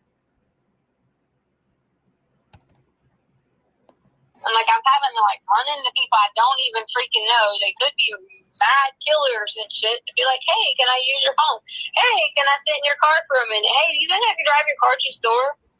I know I'm starting to feel some heat too. Like I told you when I went to Bass Pro Shop last night, you know, I wanted to get some clothes, but I was trying to hope to run into you on the north end, like you said you were out there, but you know. I am. Well, like I said, I was just trying to hope to bump into you or something, but I feel like I'm having to hide now. That's why I went and got some, like, you know, redneck clothes, like the clothes that you don't like, because all those nice clothes I have at the house that you got me, you know, I would just stick out like a sore thumb, and I'm just trying to hide too. Well, I don't know how long you got, but I just wanted to start with you for Saturday what I have. Okay. I scooted away for lunch, so I, you know, probably hour and a half, so we got plenty of time. All right. What do you scoot away from lunch? You don't have a car? Yeah, I got a rental car. Uncle Jeff helped me out with a rental car, but I just had to get away from all them people. Like I've been telling you, it's just crazy. So. Are you staying by yourself? Me and Uncle Jeff. Okay, so your Uncle Jeff is there with you. Yeah. Okay. Now Leticia's asking this, and they're about to start to get into the details. Again, Al is very calm. This is the first call. But all Letecia cares about is, are you alone? Oh, just wait till I show you guys the text messages. Are you alone? Is anyone with you? Are you screwing Landon? That's all Letecia cares about. And Al is only trying to get information about Ganon. It's been like me with my family members the whole time. So how long can your Uncle Jeff stay? I have no clue. It's people have been kind of jumping in and out, but. Well, I just didn't want you to be by yourself because I've been trying to be with you because I don't think that you should be by yourself with them because it's a bunch of vultures. That's all. Yeah, you know, I'm starting to slowly see that. So, but yeah, yes, let's just timeline because I want to hear your timeline so I can try to make sense. I just want to go from Saturday. Okay, you said you wouldn't question, you would just listen. Saturday. Okay, again, murder occurred Monday. She wants to start from Saturday. Saturday is the day Al left for work he went to the airport. He flew away for work. So Saturday is kind of like the very important day because it's like what happened. Sunday was the candle incident and the hike. Monday was the murder. Hold on, Tisha, Saturday? Like, what do you mean Saturday? Like right before me and Mama left? Saturday? After you left. Yes. Okay, gotcha. Okay. Right. Okay.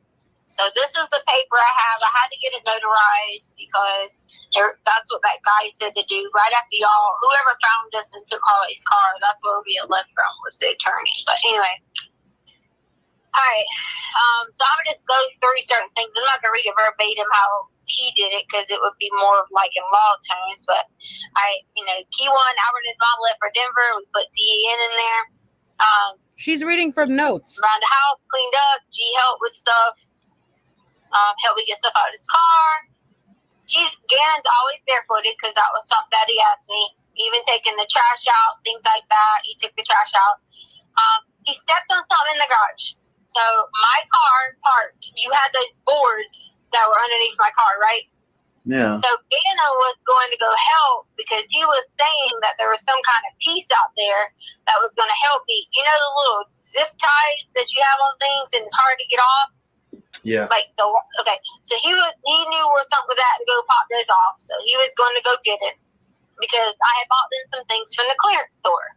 All right, so Gannon cut his foot on those boards. We flipped the boards. Okay, and again, from Leticia's own mouth, Gannon first started getting injuries Saturday. You're going to hear her admit to him sustaining injuries and bleeding Saturday, getting injuries Sunday, and getting injuries Monday.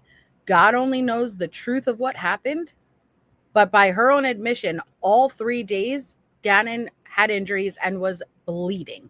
So this poor, beautiful boy was not just murdered, he was tortured for days. over because we were freaking out because I was like, oh my God, your daddy said don't get oil or ink from your car and leak on those boards. You know what boards I'm talking about? The one, like the 2x4s that I have, like that you drive over to park in the car. Right. Yeah. Right. Okay. So I let Gannon sit down in the back of the car. You know how funny I am about my car.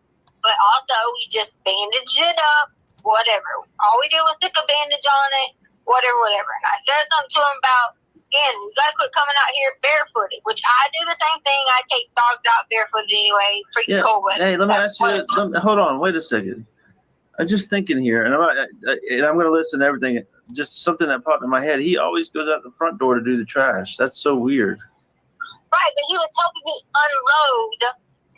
Like, I have bought them a bunch of stuff in the clearance store. If you look in the garage. I got you. Okay, I thought you said take out the trash. I'm sorry.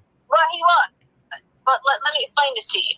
There's 2 bags that was put in the garage because I have put a bunch of stuff in there. I went and bought them a bunch of crap that went on sale from the clearance store because they were changing over to, like, warm weather stuff. But obviously in Colorado, you can still wear the cold weather stuff, which I saw Lena online wearing, so therefore I knew it was in the house. Anyway, so my point was, he was really, helping me out, whatever, just talking to me about something. Who knows what he was talking about? He tells me about video games. I listen, but I don't understand them. Anyway, so he was bleeding on his foot, and we turned the boards over. Because I was like, oh my God, I was going to freak out, because these are the boards. He says, don't you get oil on my car, don't drip on my car, whatever. All right, so, and I hope you realize in this story so far, and this is what I mean by you guys are going to figure out a lot from the pretext calls. Like, it helps explain a lot because you're going to hear and this wasn't even the original story. The original story was he left to go meet a friend and didn't return home.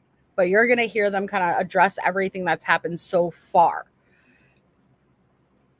You hear her already blaming Al, right? We were freaking out because you would have been so upset if there was any oil or anything on these 2x4s. His blood was found on 2x4. So yes, she was. Oh, thank you. Thank you, Ash. So she was absolutely also trying to account for where she knew they would find blood. During this time frame, Gannon was supposed to be taking the trash out. I said, you might as well go and take out recycle, whatever. But Gannon kept going to the gate with nothing. And I kept saying, why are you going to the gate? He was like, I'm going to make sure the gate is locked.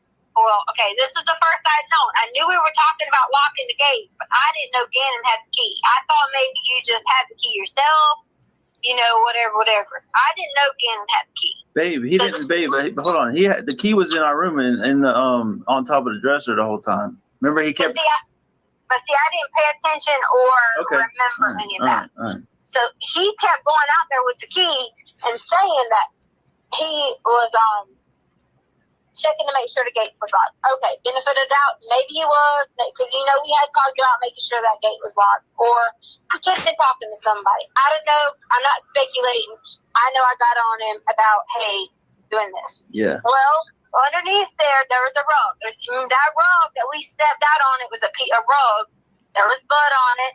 I had walked on it, and I was like, we probably should just. You see? There was blood on it. There was blood on it. I had walked on it, and I was like, we probably should just throw this away and find a new rug to put out here.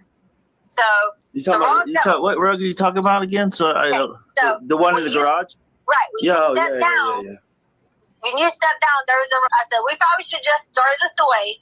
I said because we can always just get another piece or another rug, or I'll go to Dollar Tree and get a rug, whatever. I got you. All right. So that was that. All right, so then on the next section, it says, I replaced rug, blah, blah, blah, blah. Okay, yep, bam. All right, and then it says, we came in the house, and he immediately ran downstairs to the room. So then I kept going down there, because his door was locked. He said he was keeping Lena out, which, again, I didn't question, because they always get where one minute they want to play with each other, the next minute they're like, get out, okay? So then I sat on the sofa to put on the Peloton shoes because I was going to ride the bike again because my friend said they were going to redo a later time that we could do the bike. Gannon kept coming in there saying, "Are you going to stay here? Are you going to stay down here? Are you going to stay down here?" So I took it as if he was like excited I was going to stay down there and, you know, just be able to run around and do whatever. But then I had to go upstairs and help Lena, yada, yada, yada. Yada, So yada, I got yada. all my statements as I was back and forth. I came back when I heard a loud noise. So there was a loud noise that happened downstairs. So, of course, I run back downstairs and realized, or so I thought, was a box or something fell over in the storage room. Sounded like something was really loud in the storage room, but I assumed that. Please also remember, this is called like subliminal slips. She knows the storage room was extremely important. His body was stored in the storage room during that police walkthrough that I showed you guys last week, okay? So she knows there's going to be blood and stuff in that storage room. She knows it's significant. And so she's already trying to include the storage room in her version of these stories. It was a box. Dan had his door locked, so I knocked on the door. Of course, I'm like, "Hello," because I hear a loud noise. And so he opened and said I couldn't come in. And I was laughing. I'm like, "Why?" And he told me he was doing something. I don't remember what he told me he was building. I'm sure it was something about the toy cons or Joy-Cons or whatever. I didn't think anything of it. Just, okay, he's building something, whatever. But there was a loud noise, and he was in his room. So then he said his stomach started hurting a little bit or whatever, so I told him to come upstairs. I had some special ice cream. I had these Pedialyte Pops. I had already went and bought them because I thought, you know, this time of year, this is when I got the bad cold last year, we'll take them. So I let him take the Pedia Pops or whatever, and he took some Miralax. So that was a normal day for Saturday. Like, did you hear Al yawn? I'm telling you, this is as calm as any call will be. It's going to get crazy. But did you hear him yawn? Because she's giving him a lot of nothing just to get to what happened to Gannon? What happened? Where'd you last see him? What was the last interaction? So that was a normal day for Saturday. Like, you were already, Jessica. you know, going on. You probably With his already got the body. plane. We all laid down. I'm sorry, not let them do a walkthrough with evidence. His body, Jessica, was stuffed in a suitcase in the storage room when she had multiple officers in the house looking for him. If you go back to my live last week, we played it and went through it. Relax. So that was a normal day for Saturday. Like, you were already, you know, going on. You probably already got the plane. We all laid down, yada, yada, yada, right? Right. Okay, so you're clear about Saturday. Sorry, hiccup. Yeah. Right. Exactly. Sunday, all right? Sunday, we talked to you in the morning. Remember, I told you, I sent you a few messages, and I was like, hey, we might go on a hike, whatever. Everyone's going to get dressed, you know. Then suddenly we saw the news about Kobe Bryant. So then, of course, that delayed it because I'm sitting on the sofa crying, trying to figure out, like, oh my gosh, Kobe died, is this true? Remember, I messaged you. We talked back and forth about it, whatever. Yeah, I had just gotten to the airport at Lawton when you told me that. Right. So Gannon hadn't talked at all. I mean, Gannon didn't know who Kobe was. Or maybe he knew from, like, hearing it, but didn't really know who Kobe was. He just noticed that I was sitting there, like, crying, like, oh my God, you know, like, upset. And we were sitting there talking about it. So I was telling him that, hey, you know, Kobe has a lot of daughters. He only has sisters. You know, Gannon went over the whole, like, and I don't want you to think any of this is irrelevant because I want you to think of anything that I say that might have triggered something. Yeah, right. I'm listening very closely. Right. So then we were talking about the daughters, and I was like, yeah, he always wanted a boy, but he never could have a boy. He had daughters, blah, blah. So then I let him in on a little secret, which I already told you over email what it was. Okay, I don't need to say it again. You already know. So me and him were talking about, he was kind of like, really? And I told him, I said, yeah, you know, like I lost a lot of babies. I said, it was kind of hard. I said, you want one thing and it don't ever happen. You know, I felt like I was in a situation to talk again about this because we were over here upset crying about Kobe. And so I was like, I'm telling you because I know that you'll be able to pray and keep a secret. And we were like, kind of being silly about, this is a secret we have between each other. We'll tell Daddy, yada, yada, yada. So we sat there and talked about that for a little bit. So then Harley got called into work. So I was like, crap, we had everything packed, ready to go on a hike, had the Yeti, had everything. We were going to plan on staying for a while and then go get dinner. Well, she got caught on a hike, so we decided to take 2 hikes. So this is where all this confusion comes with hike. Harley went, hike, Harley not went. So we took the dogs on a hike through the trails in Lorson Ranch. So if you leave out of our neighborhood, go out. And if you kind of spaced out, she is now on Sunday. Sunday, they went for a hike at the Garden of the Gods. So this is Sunday. Now, remember from Lena's Safe Passage interview, they had to leave the hike early because Ganon had an accident. To the side, go up to the little whatever, you could take the dogs on a trail, come back, yada, yada. That's what we did first. Came back. No, and it had its water pack. I'm sure you saw the pictures online, Garden of God, that some other creeper people took. He had his water pack on his back, whatever, so we got ready for round 2. So hike 2 was Garden of the Gods. So then it says Garden of the Gods was our hike 2. But we went about 2 miles in, lots of talking about things. G asked me, did I know any of his mommy's friends from Coastal? It was a random thought process. So I just figured he was trying to be curious about it. I said, and did I remember Brian? And we laughed about some new friend named Mike too. So we were just having this conversation about whoever these people were. And I was like, I don't know anybody named Brian. And I don't know anybody named Mike too. I guess a new Mike or whatever. All right, so Gannon's stomach hurt. And he was, Gannon's stomach hurt. And most of the... Again, she's reading from her notes. She brought notes with her to the interview day 1 with police. They sat right next to her fucking Hot Pocket. The food that she said that they refused to give her. But she wrote out this narrative. This version, be prepared, because we're going to count how many versions Leticia gives over these calls. You would be shocked to find out. We're going to end up with fake babies, fake pregnancies full of cash money, like fake like bellies, fake children with drug lords. I'm telling you, this is about to go deep, all right? But this is version like 2, 3 of the story at this point. Version 1, he didn't come home from playing with a friend. Version 2, what she told the cops. But she doesn't know that Al knows everything she told the cops, as far as a guy came into her house to change the carpet, but he assaulted her, knocked her out, and took Ganon. Now this version, and this is with Al. The night he had a stomachache and he tried to lay down and poop and stuff like that. Okay, so during this time, I'm messaging you, which you were probably tired, jet lag, whatever, and I was like, hey, Gannon's stomach's hurting, yada, yada, yada. Right. All right, because it happened regularly, he would get, whatever. So that's when he asked me about the bath salts. Still, hadn't talked to you about it yet, didn't know whatever. He took a bath, and then I gave him a bath bomb, because I thought, maybe he just wants to be clean. Whatever. Bath salt, bath bomb, I didn't know any of that stuff. So then, next section. Remember my little thing.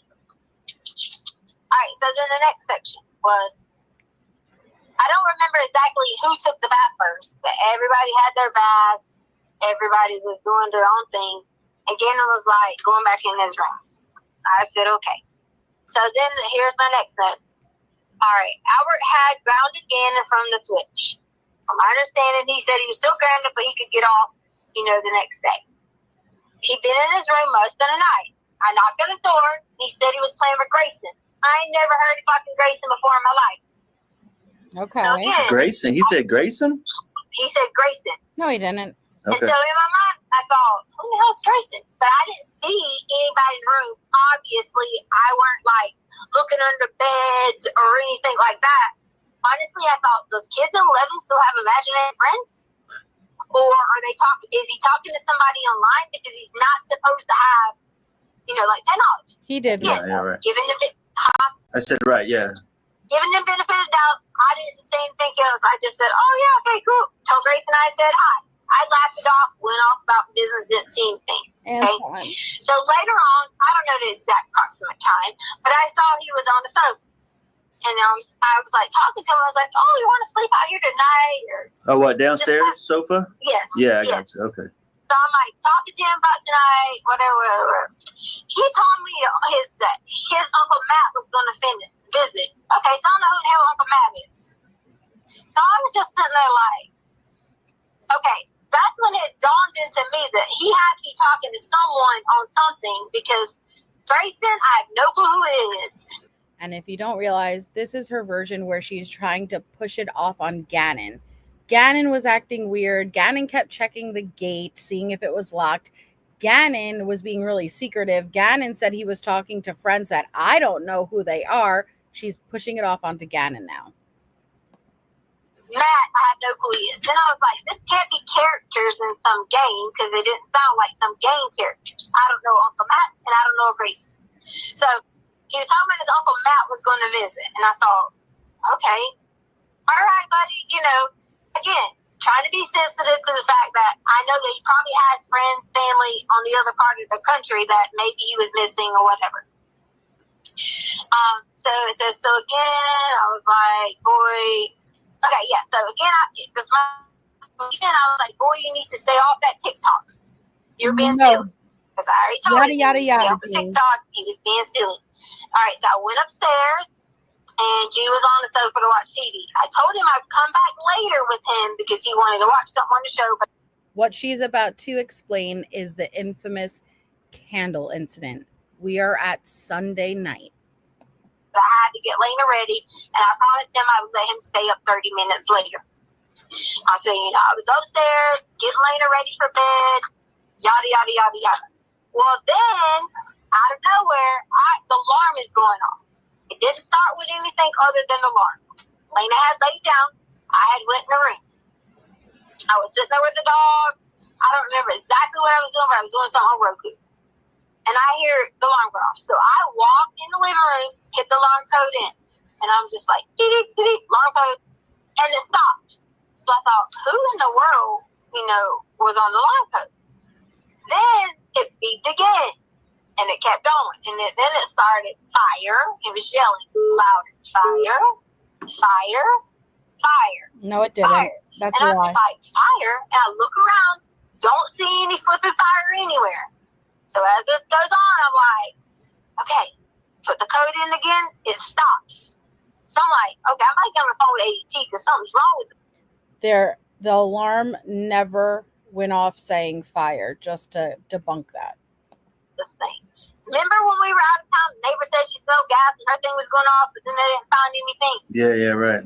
So I was thinking maybe it's something to do with this. So that was how Saturday, Sunday you went down. So then at that point, I was like, the carbon monoxide thing started beeping. And I ran in there where Lena was at, and I said, Lena, are you asleep? Because I knew, unless I was under some adrenaline rush, and this is not being mean, I wasn't going to be able to just pick Lena up and yank her out of bed. But luckily, she hadn't fell asleep all the way. And I said, Lena, because I thought I was being crazy. I said, do you hear that? It said fire, right? She's like, yes. And so I grabbed Lena, run her outside, run her with the dogs, give her the keys to the truck, throw them in the truck. Now, don't forget Lena's safe passage interview. Lena did detail getting put in the truck, right? Now, Lena says that they drove around, and Letecia says they drove around. That was determined to be a lie.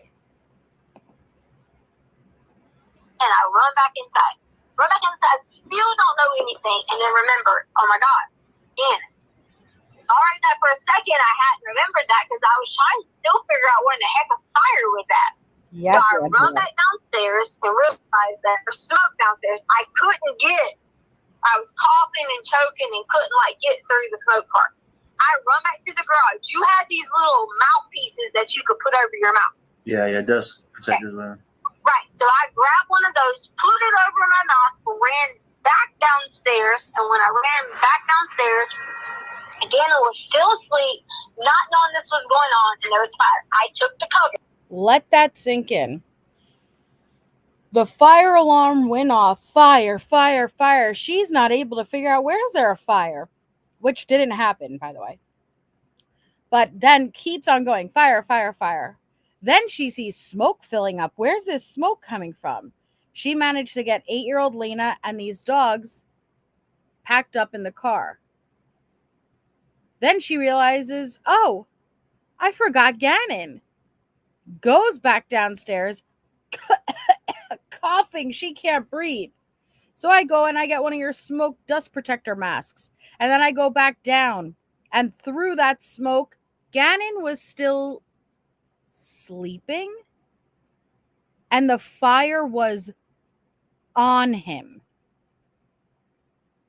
On him. So he was laying there, by your version, on fire, smoke so bad you couldn't even breathe, and he didn't wake up? No, ma'am.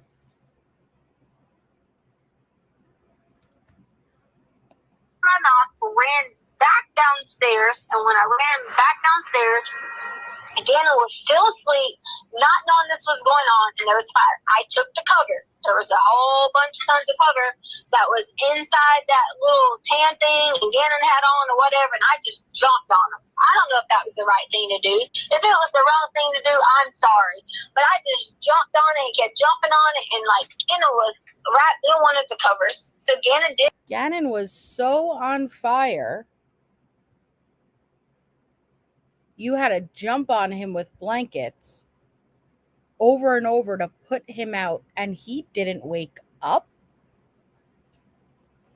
On it, kept jumping on it, and like Gannon was right in one of the covers. So Gannon did burn his arms. It wasn't bad. It was like almost like, you know how you get a little bit of boil on it, and it's just like underneath the skin, but as long as you don't peel it, it's fine. Yeah, but hey, Tisha, which arm was it? Both arms or like this inside? I mean, but like, how was it? So, because I remember we talked about that before a little bit, but we never got. Honestly, I feel like it was across the arms. Like I feel like it was, and I told the investigators this. I said, and I don't want to skip to this part, miss this part, but remind me that. Say this later. I told the investigators later that I said I probably should have looked a little more in depth at his arm. What if he's hurt? Yeah. Because it could have been, you know, like he wasn't complaining like, oh, it's hurting. He wasn't saying anything along those lines. But I should have looked a little bit more in depth. But honestly, we ran. So we ran out. I'm sure they got the footage of us, me running out first, because Gannon was grabbing his cover, running out behind there because he was cold. What time was this? So I can maybe tell somebody to look at the footage. Well, I mean, I told them originally. I don't have access to the ADT now, but I told them originally because the ADT said it had an alert for fire. So I would imagine whenever that alert went off from ADT, it would have been within that few minutes. Yeah, like fine, I got you. 15 minutes. Hey, tell me about it. So I'm really concerned about these burns because, you know, he's freaking hurt. Like what? Right. What were they big? Were they small? Like what was it? Was it from the candle wax or what? Let me get to that part. It's not going to worry you in a minute when I get to that part. Okay, because I'm freaking out right now. Okay, I understand. So when he runs to the car, he runs in because I'm running. He's running behind me. I jump in your truck. The only reason jumping in your truck is the keys were laying there. That is correct. So yeah, there's a lot that is documented on video, and that's why I'm trying to pause and tell you guys bullshit, not bullshit. But I will eventually show it all to you. Like you will see all of this, man. Okay. So I jump in your truck.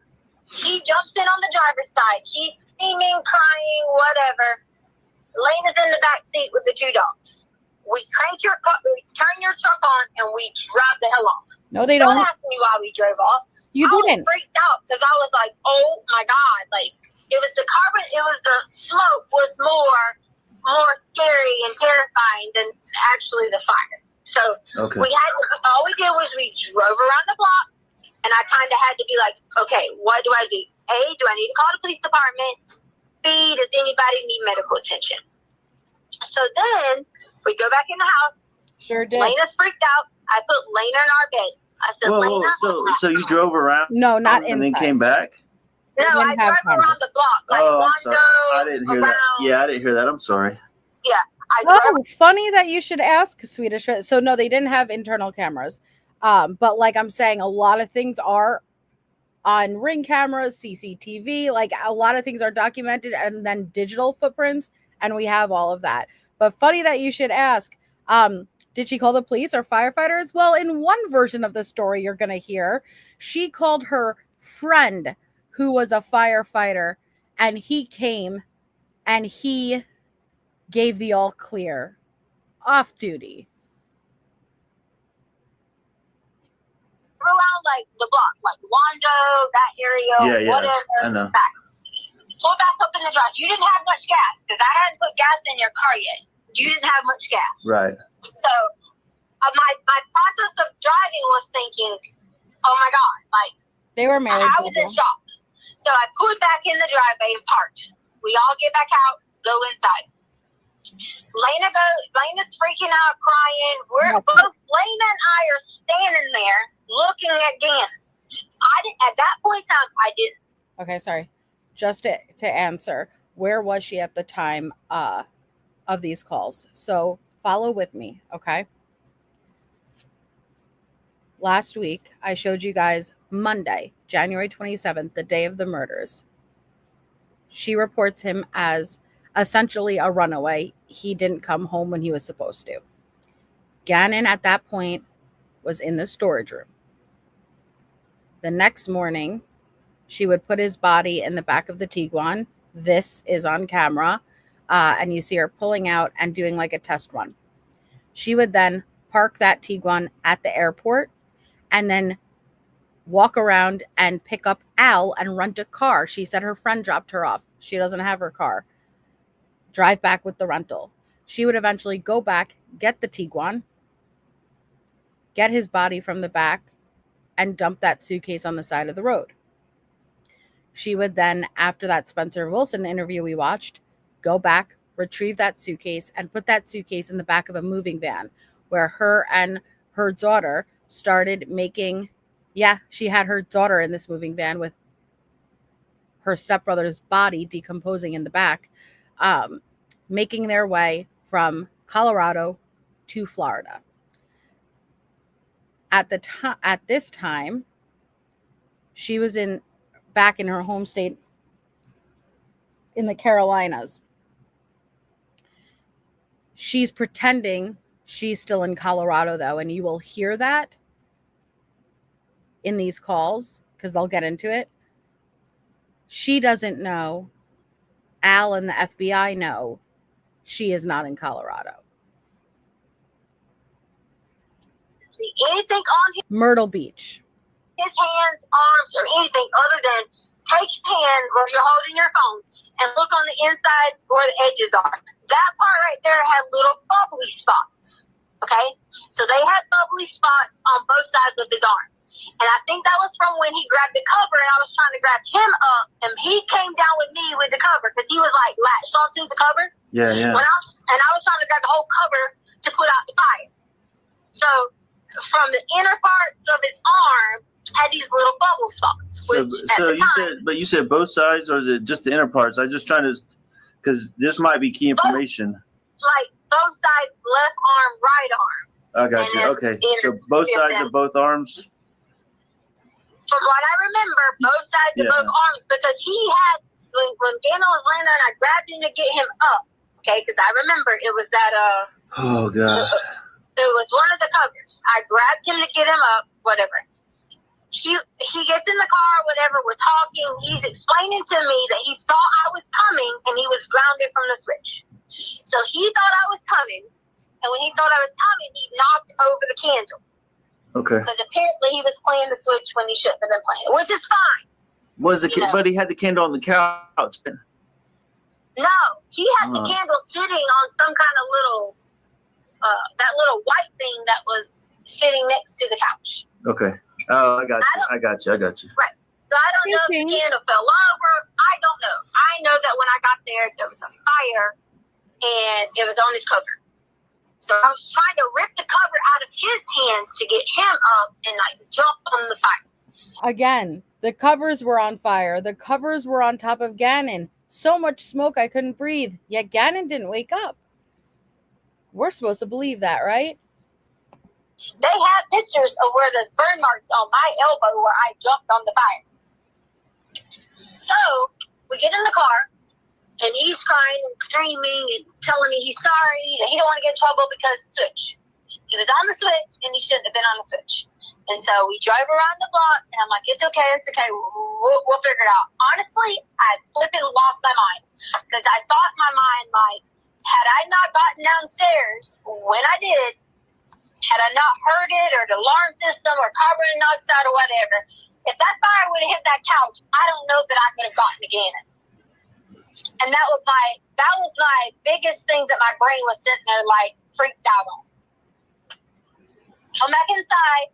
Lena's terrified. I said, Lena, go lay in the bed. Oh, Nicole, let me be clear. This is probably the most believable version of stories. We're going to be getting into ninjas taking her organs. Okay? This, like, I would not tell you guys, hey, this is going to be the most bizarre ride you ever gone down if I wasn't serious. Ninjas taking her organs. I'll leave it at that. She's laying in the bedroom. Gannon was like, he doesn't want to go back to his room. I said, okay, will you lay in Lena's bed? He said yes. He started to say he was cold and had a little bit of shivers. Remember, this is exactly what Lena said in her safe passage interview. And so I was like, Gannon, I took him and put more clothes on top of him now. Blame it on me. Whatever. I didn't take his clothes off to go through anything, but I asked him, was he hurting? And was anything else, whatever. He told me it was just his arms. So I didn't see anything that would have thrown a flag that I had to be like, oh my God, emergency or That's a great question. Amanda says, how could he be playing on that switch and he was so scared hearing you come down that he knocked over this candle while simultaneously being so sound asleep he didn't even wake up from the fire being on him? Now that, ladies and gentlemen, if you don't already know, what we call Letecia logic. It does not make sense at all. But don't you ask those types of questions. But watch what happens when Al starts to push back. anything like that. I didn't see anything like that. But if his arms was bubbling, that's not an emergency? Well, it hadn't broke skin. Like, it was just like underneath. It hadn't broke skin or whatever. Okay. And so, all right. In my mind, I'm like, okay, let's evaluate the situation, tomorrow and see or whatever. It wasn't burn marks like carpet burn or like, anything like that. It was bubbly. And I told them from that, I said, I probably could have, got him in the car and said, hey, can you just check this out to make sure? Because it was in my mind, in his arms, I didn't see it as a bad thing. I just knew he was like, it's not hurting. We put aloe on it, and I assumed, okay. So then we put on the long sleeve shirt on him because he said he was kind of cold or whatever it was. He lays down in Lena's bed. Lena sleeps in my bed, our bed. Harley comes home. I go in, and I'm telling, I had already prepped Harley for what was going on. I was like, hey, don't panic when you get here. I was like, there's smoke, the house is smoky, Gannon, this happened, yada, yada, yada, yada. Lena was scared to go to sleep, so we both went in there and checked on Gannon. We went in there, we gave him water in Lena's bed. We gave him water, we set him up, we were like, are you okay? He was more scared of anything. And so of course, I was like, someone said something because I said sell the couch. I wasn't talking about sell the couch to fix the daggone carpet. I was talking about, I would get rid of that couch and get a new couch. Don't panic. My point was, honestly, I wasn't even going to tell you because I was like, Gannon was scared of being grounded a year. And I was like, I'll buy a new couch. We'll fix the couch. We'll replace everything in here. Don't worry about it. You know, and that was my whole purpose. As long as you promise me you didn't do it on purpose, like you didn't purposely do this to hurt yourself or hurt somebody, we will fix it. So she's detailing that horrific video we watched at the end of the last live, where she is documenting this to try to prove her narrative. You promise you didn't do this? Pinky. That pinky promise is going to break our hearts for the rest of our lives, okay? Her version of events. And that's how we ended on Sunday.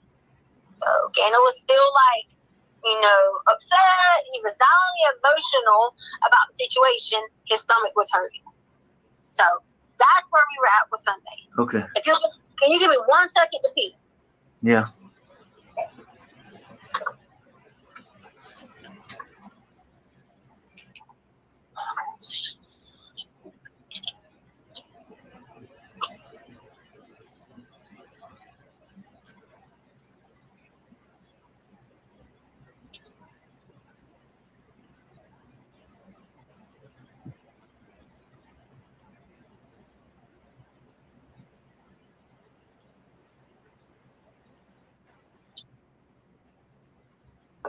Okay, I'm back. All right. Alright, so later on in the night, Ganon woke me up a few times. He said his stomach was getting worse. He hadn't pooped yet. I messaged you, but you were already asleep. And I was like, hey, Ganon wants to know if he can stay out of school tomorrow. He's scared of pooping in his pants. I think you probably were still asleep. You might didn't get it until the next day, which is not your fault, my fault. It was time zone and tiredness and whatever. Yeah. Right. I stayed up with him a few times in the bathroom. And Okay, now again, Ganon did struggle with gastrointestinal issues from being born premature, but this is my opinion based on fact. Fact being, we know that Letecia did not give Ganon the medication he was supposed to have. She would intentionally give him the medication on days that he had school, which would make him have to use the bathroom, potentially having accidents. On the days that he was home, she would not give him the medicine because she didn't want to deal with that on family time. Okay? I think I don't necessarily believe her in regards to these accidents. And if the accidents happen, I believe she was over medicating him, causing it for humiliation purposes. finally I was like, okay, I wrote you back. I said, I'm just going to make the decision that Ganon can stay at home tomorrow because he is so terrified about pooping in his pants or whatever. So the next morning, I called the nurse's line and I asked the nurse's line about his stomach and giving him Miralax and yada yada yada.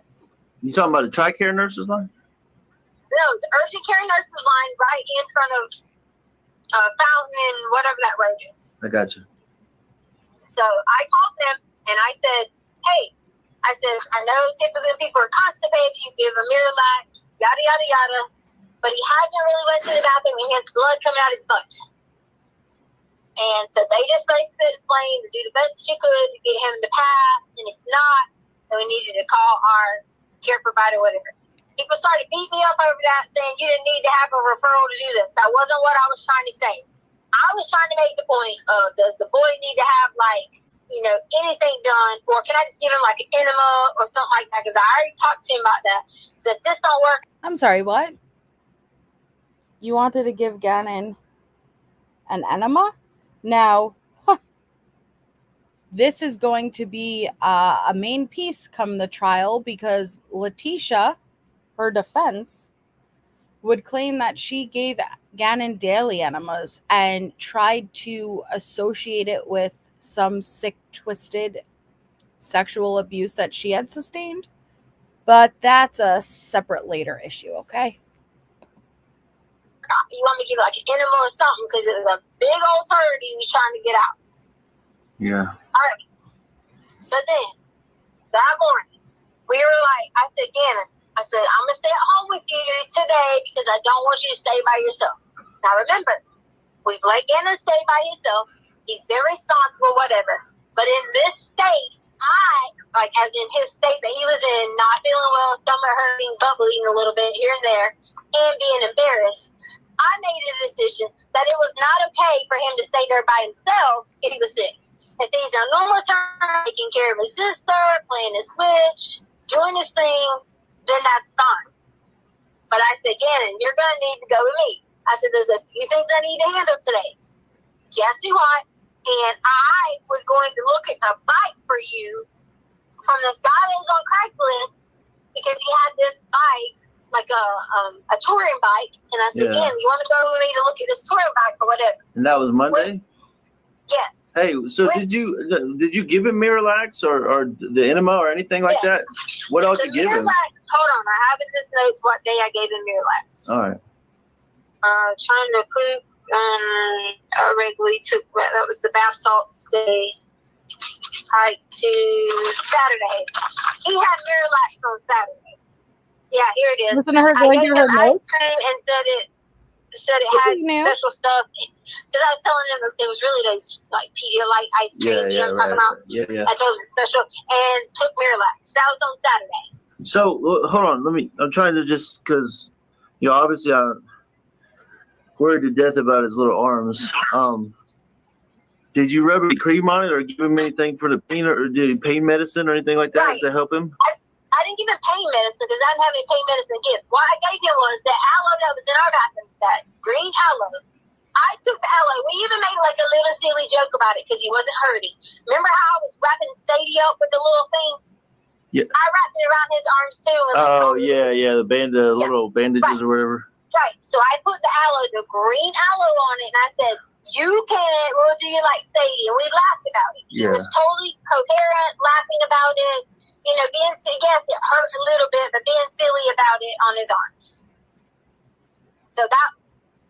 So he, you didn't give him any, children's Tylenol or anything? I didn't give him any kind of, he wasn't saying that he was hurting in any kind of pain to give him any kind of Tylenol, to give him anything at all.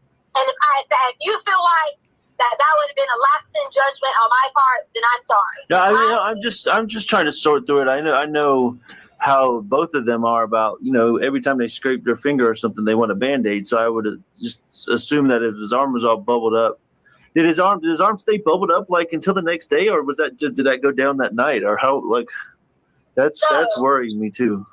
Okay, so to get to the next part, Gannon started to kill it. When did he start to kill it? Gannon started to kill it because I guess he was either asleep, I don't know, anxious, I don't know. Monday, he started to kill it. Okay. Like kill his skin. Yeah, like Monday morning or whatever. Right. And I swear to Jesus told detectives this. I said he started to peel it. And when he started to peel it, it had I don't want to say not gooey stuff or whatever, but almost like it was popping it type thing. And I said to Gannon, like a blister or something? Right. Yeah. I said to Gannon, listen, if it gets worse, we're going to drive straight. Okay. And that was already in. That's why I didn't go to school. I said, if it gets worse, after I put all that stuff on there, whatever, I'm not that type of person where something happens immediately, run to the hospital. You and I have had that conversation before where you would say, every little thing, Lena ran to the hospital. I was trying to evaluate it to see, as long as he was talking fine, normal, acting normal, I didn't see at that point in time that he was under any kind of pain. I got you. Or he didn't say that to me. Okay, again, all right. If that was a lapse in judgment on my part, I apologize. But he started to peel it because, obviously he starts to peel things and pick things. So along with peeling that, he started peeling his fingernails. So, and I'm like, that morning, I sent you a picture of Gannon laying in bed on Monday morning. That is the photo I showed you guys, and I showed you guys earlier. So actually, it wasn't just one photo. It was 2 photos. 5-minute interval between the 2. She was doing it for proof of life, but you can see the wall. There was no blood. There was nothing. Okay? This is what I mean by we'll really never know the truth about this candle incident and what injuries he had. But we do know in that horrific last video, we hear him say, I'm just worried about my burns. So I'm more likely to believe he did have burns.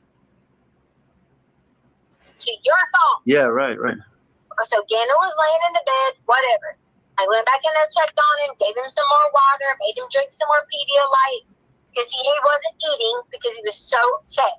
And then that's when I noticed he started peeling things like on his arm. And I said, and at that point in time, which I told you, like I told them, Gannon had blood that was on his arm and on the side of his wall. I guess from sleeping through the night, whatever it was, peeling it. Because we toted him back down to his room after Lena decided to go back to her bed. On the side, you said on the side of his wall? You never told me that. No, I told detectives this. Oh. You never talked to me about this. Okay, fair, fine. I'm just, this is new. I've never heard that before, so now I'm even more worried about him. So they should have told you this. So then I went in there that morning, sent you a picture. I said, Gannon, why do you have blood on your wall? I was like, it wasn't a lot. Don't panic. It wasn't like. Oh, so it wasn't like a lot, like all over the place. It was just like a little streaks or something. Right. Oh. And I said, Gannon, I said, did you peel those things? Yes, he did. I said, okay, here's what we're gonna do. We're gonna re-bandage your arm. I said, and if you're feeling bad or it starts bleeding, you get a fever, anything like that. I said, as soon as because I was going to go talk to the man about the bike.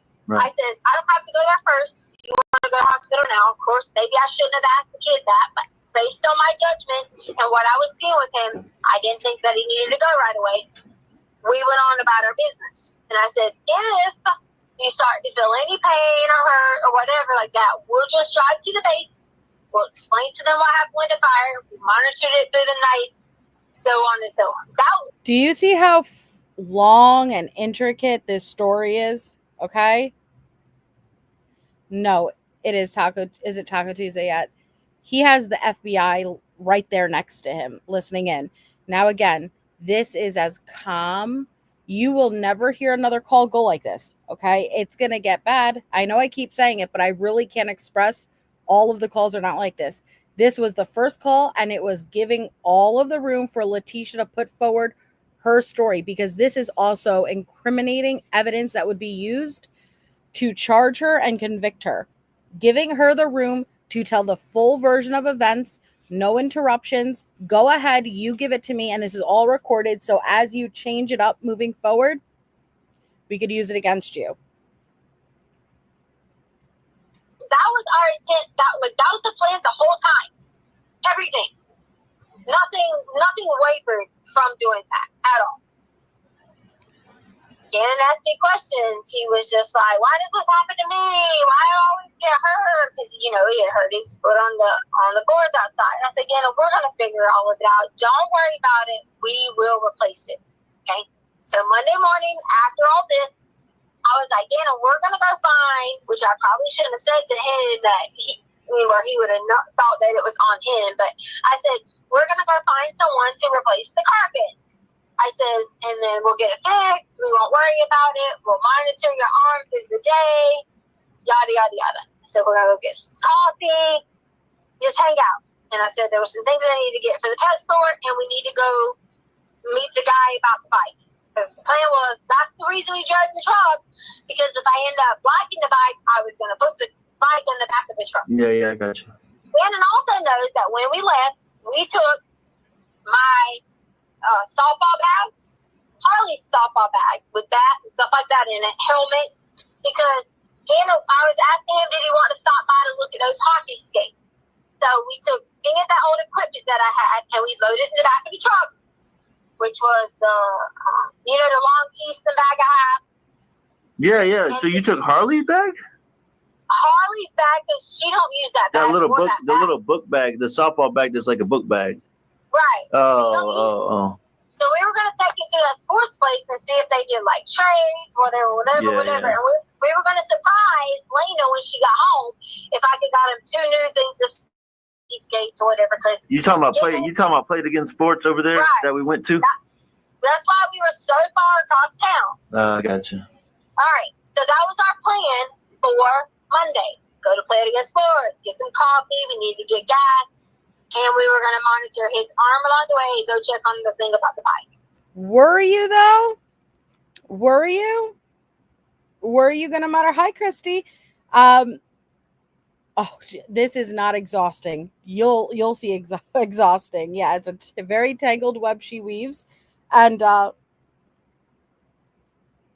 so that's a great question, Madonna. When and how did Al see the Gannon video? Leticia herself would release it.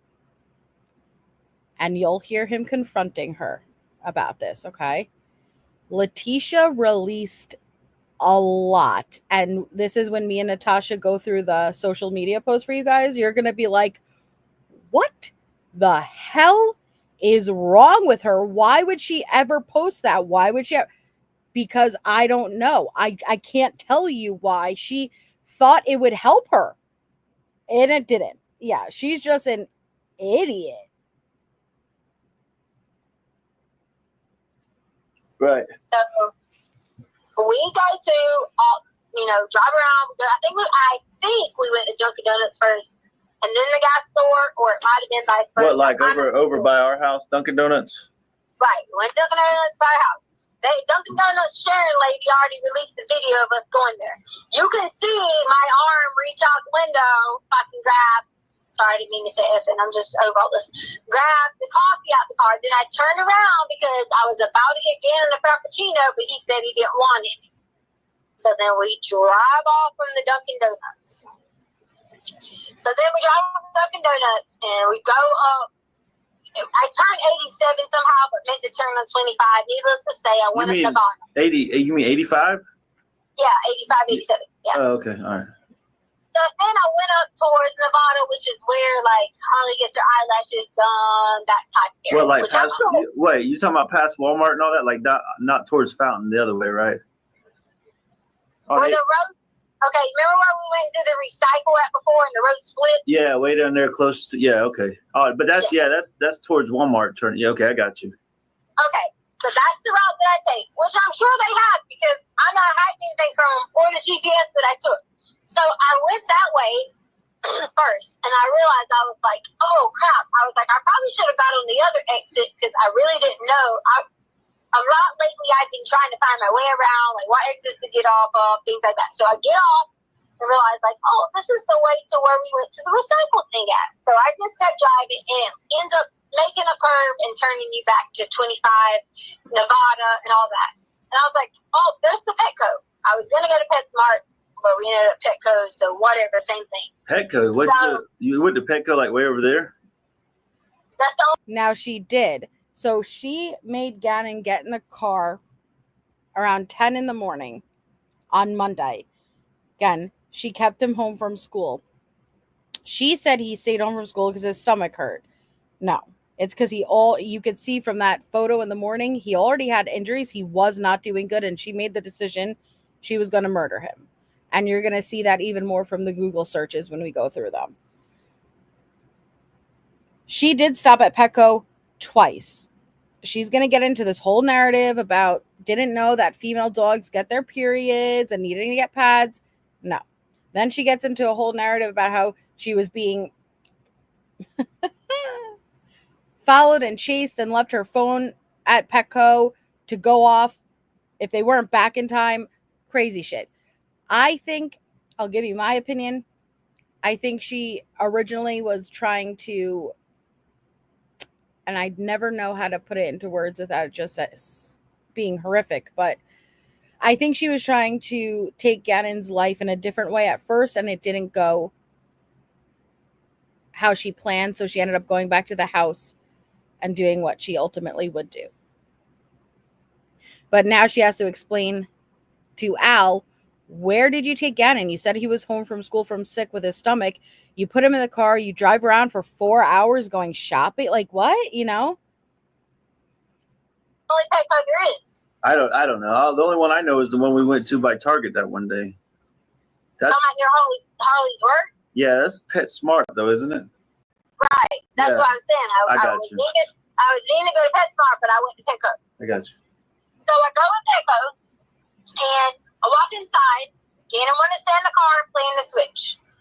He was like, "You want to stay in the car playing the Switch?" Again, Colorado law is he can sit in the car at 11 years old. Oh, so he took his Switch with him. Right. Oh, I didn't know that. Yes. He had his Switch, playing his Switch in the back of the car. You talking about a truck, right? Yeah, I'm sorry, in the back of the truck. Okay. So he was playing his Switch in the back of the truck. Well, I went in the first time and yada, yada, yada. I was going in because Sadie has been having That's the dog. I don't even know what it is. She needs to get her vet paperwork so I can get her checked. I didn't know girl dogs had periods or I didn't know this. So I walked in and found these little pads that they had. And I'm looking at them, whatever. Set the phone down because I'm and my mind is so blown that dogs have this. So I'm looking at it, freaking out, thinking, okay, should I get these or should I just call the pet, the vet? Maybe it's just something weird coming out of her body parts or something like that, whatever it may be. So then, go back up to the front, look around. I look out the door several times. And these people I know have said, she was suspicious looking out the door. I was looking out the front door just to make sure nobody was at the truck because Ganon was in it. That's all. It was just, he was in the truck. And, what if he needed to get out pee or, whatever. That was the only reason I kept walking back to the freaking front door just to make sure he was fine. Because he was in the truck. So then I get 3 outfits. God forbid I got 3 outfits and only had 2 dogs. Because, of course, this is what these people talked about. I got 3 outfits, checked out, walked out, got in the car. From there, we were going to go to the play against sports. But wait a minute. Why were you so... I'm kind of confused because, you said you were worried about him getting out, but, we've gone to the gas station and, he's never tried to get out of the car. So what was I don't know. Maybe that's nothing. But what made you freak out that day? I wasn't parked on the front row. I was parked a little bit off. So if he needed to get out and use the bathroom or he was looking for me or whatever. Okay, all right, yeah. I was just that kind of was weird because he's usually he does what we tell him, stays in the car. But anyways, go ahead.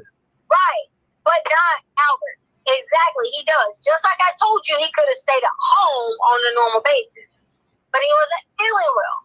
Yeah, so I was fine, thinking, I got you. What if you had to poo? Whatever. Yeah. I was just trying to be a good parent. That's it. It wasn't okay. I know. Just looking in the car. I got you. It just was weird that you said that, but it's okay. I'll just go ahead. So I went on, got the things checked out, left. I don't remember if we stopped at another store in between there or what. We were headed to go to the Play Against Sports, and we were headed to go talk to the dude about the bike. Well, they had my phone, so they can see that the guy wrote me back about the bike with the pictures, and I was asking about prices and yada, yada, yada, yada, yada. And I was like, I didn't want to go to the man's house with the bike, without I wanted it to be legit, I got me in the car, and not only had me in the car, I got Gannon in the car. So I thought, I need to, you know what I'm saying? I need to make sure this is legit. So I'm send me a picture of the bike. Can you call? Can you whatever? And he wasn't acting like he was wanting to give me information that he could meet me at a safe spot to go look at the bike. So you weren't going to go to his house or something? He was just going to meet you in general? I told him on my messages that I didn't want to just go to some random person's house, and that's probably why they're looking at this whole Douglas County thing, because he lived almost at Douglas County. Okay, that does sound sketchy. That was probably a good decision. So yeah. So again, I've been an open book with them. They took my GPS and everything. We got 2 Douglas. She was not an open book. Yes, they got her GPS, but she was not an open book. County. And me and Gannon were talking about it. And he was like, "Do you know this guy?" And I was like, "Well, not really." Wait, I missed the part. You said so. You went to Petco, but you said you were going to play it again. Did you never go to play it again? I forgot. No, we didn't never make it to play it again. That was on our agenda, but we were trying to go to the bike first. Oh, okay. Sorry, I got confused. I'm sorry. It's okay. The bike thing was a priority first. Okay, so I was gonna go out to meet the guy with the bike, and somehow they have my email. They subpoenaed all that. They can see that information coming from the Craigslist. Okay. Oh, it was Craigslist. So someone had something on Craigslist. Oh man, that's sketchy, isn't it? Yeah, I don't trust that shit. You there? Yeah, but you went and bought wood and stuff on Craigslist. Yeah, I mean, for you to do it, and Craigslist, I never trust that shit because they always have the sketchy people doing,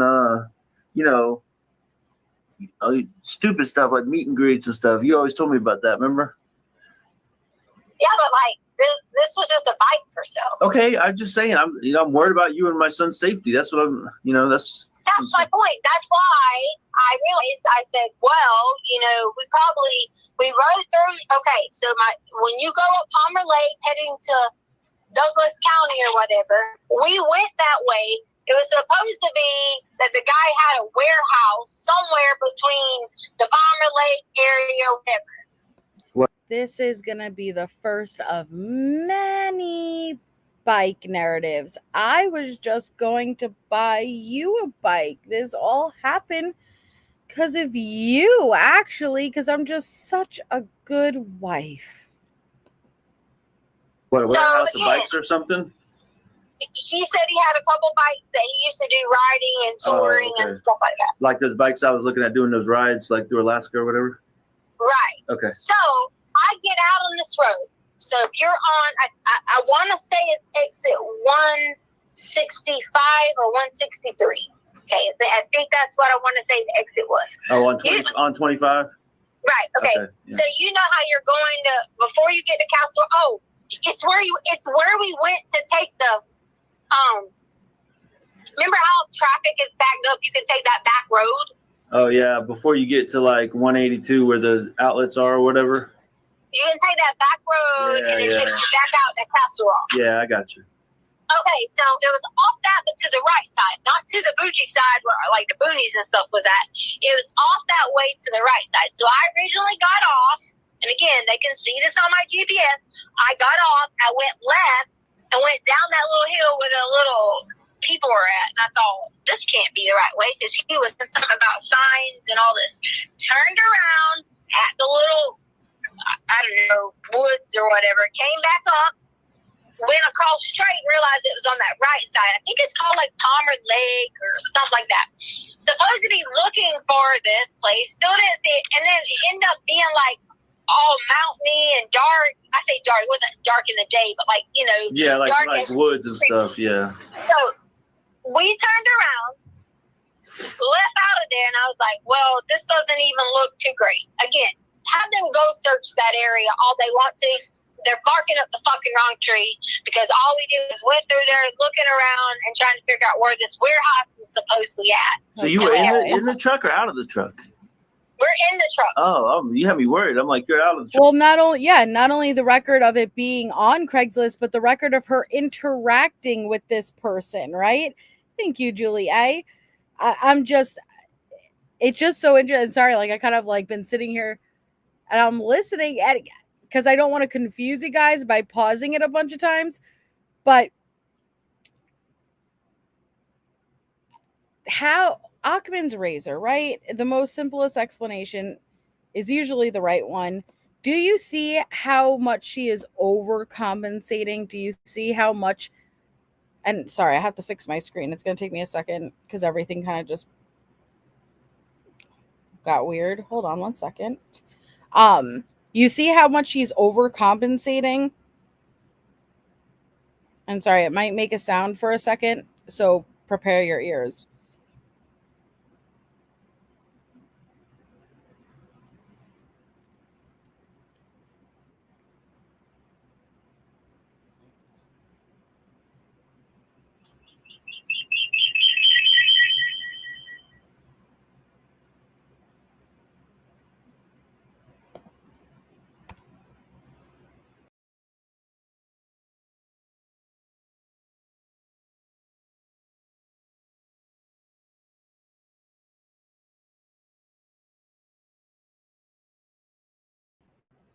Okay.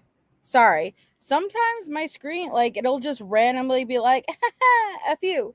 And it'll just, like, get all, like, I can't see half of the screen, if that makes sense. And I have to kind of, like, go out and in. But apologies. And I see Curious Christine. Thank you for the super sticker. That's so kind of you, Christine. Thank you so much. At least I remembered to say prepare your ears. I don't know if you guys heard that feedback, but at least I remembered. I know. And I was thinking different. She left that more. That's why I love going through it, because there's so many little bits and pieces and you pick up something new every time. Really? It's so weird, AAA. And sometimes it'll yeet my background and it'll just leave me like gray. And it's like, what the hell? Like, I don't know. Truck in the woods looking for a warehouse? No, it was just driving through there. It was like down, around, up, around. You know, Colorado has all these mountains and shit like that. Yeah, for sure. So I came back out, got back on 25, and was like, crap. I was like, I don't even like think that was a good place. Me and Gannon was like, why can't we just go buy it in the store? Don't they have them at Walmart? You know, so we're like talking. I was like, yeah, I'll just figure out another place to get a bike. Because the whole thing was, I was going to buy you the bike and surprise you for Valentine's Day for it. That was like the whole shebang. Yeah, I would love that for sure. So at this point, we never got to play it against sports because it was approaching the time that we needed to be headed back. Okay. So I said, Gannon, I'll just come back and go to play it against sports again later. Don't worry about it. Your daddy and I have been talking about the hockey sticks. So we come back up, heading back towards the house because, we had to get back for Lena. Oh, I forgot to tell you a point that we left that day because I put my foot down. Let me go back to this on Monday. Okay. On Monday, when Gannon and I left, we found someone in the neighborhood who was working for the Lorson Ranch people. So this is why I came back to you and said I didn't think it was the carpet guy. I say working for the Lorson Ranch people. I don't know who he worked for. Like whatever that Emory Homes or whatever it's called. He was working for the home company. I approached the guy, asked him, could he go fix the carpet? You know, that was before we even hit the road. So that was before Dunkin' Donuts and all that? Yes. Oh. Yeah, I meant to tell you this. So it was before Dunkin' Donuts and all that. So I gave him the garage code because he apparently worked for the company or whatever. I gave him the garage code and told him I had money sitting on the counter because Harley was gonna. I remember I've been playing those lottery ticket things. I had tens because I was like, well, he could just have those tens and get more money from. That's why I had one on the lottery.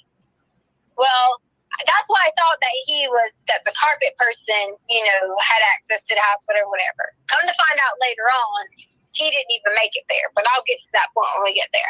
Well, why would you give him access to the house? Well, because he was contract, like part of the people, and Gannon was with me. Okay, all right. So I didn't think anything was a threat if the children were with me. Yeah, I got you. And someone was going to come in or whatever. But that, you know how I am about that stuff too, right? I mean, anyways, I don't want to stop you. Just that kind of worries me there. But go ahead. Reasonably so. You there? I didn't give him a code to be any kind of whatever. No. Yeah, not to be any kind of whatever, just gave him the code, to enter the house and to fix the carpet, a complete stranger. It's not my fault, Al. Yes, exactly. Yep, long sleeves over a fresh burn, blisters that he was picking all morning. Yes, she is still on a stranger's phone. Thank you for picking up on that. I was trying to get the carpet fixed so the boy could not be so upset. I got it. I just don't like, how I am. I don't like have people having access to our house and stuff. But whatever, just go on because I don't think that's a big deal. So. Anyway, so back to what I was saying. Sorry. I wanted to make sure I didn't leave out that point. Okay. So fast forwarding on, we have to hurry up. We have to get back because I knew that Lena would be coming home at some point. The original plan was we were going to go pick Lena up. That was the original plan. To be like, hey, we're going to go eat sushi tonight because everybody been talking about eating sushi. Yeah. Anna wanted to stay at home. And I was like, no, Gannon, you probably shouldn't stay at home. You still aren't feeling the best. You should not stay at home. I said, so we're all going to eat sushi. If you don't like it, you can just get rice, chicken, yada. So that was our plan for the day.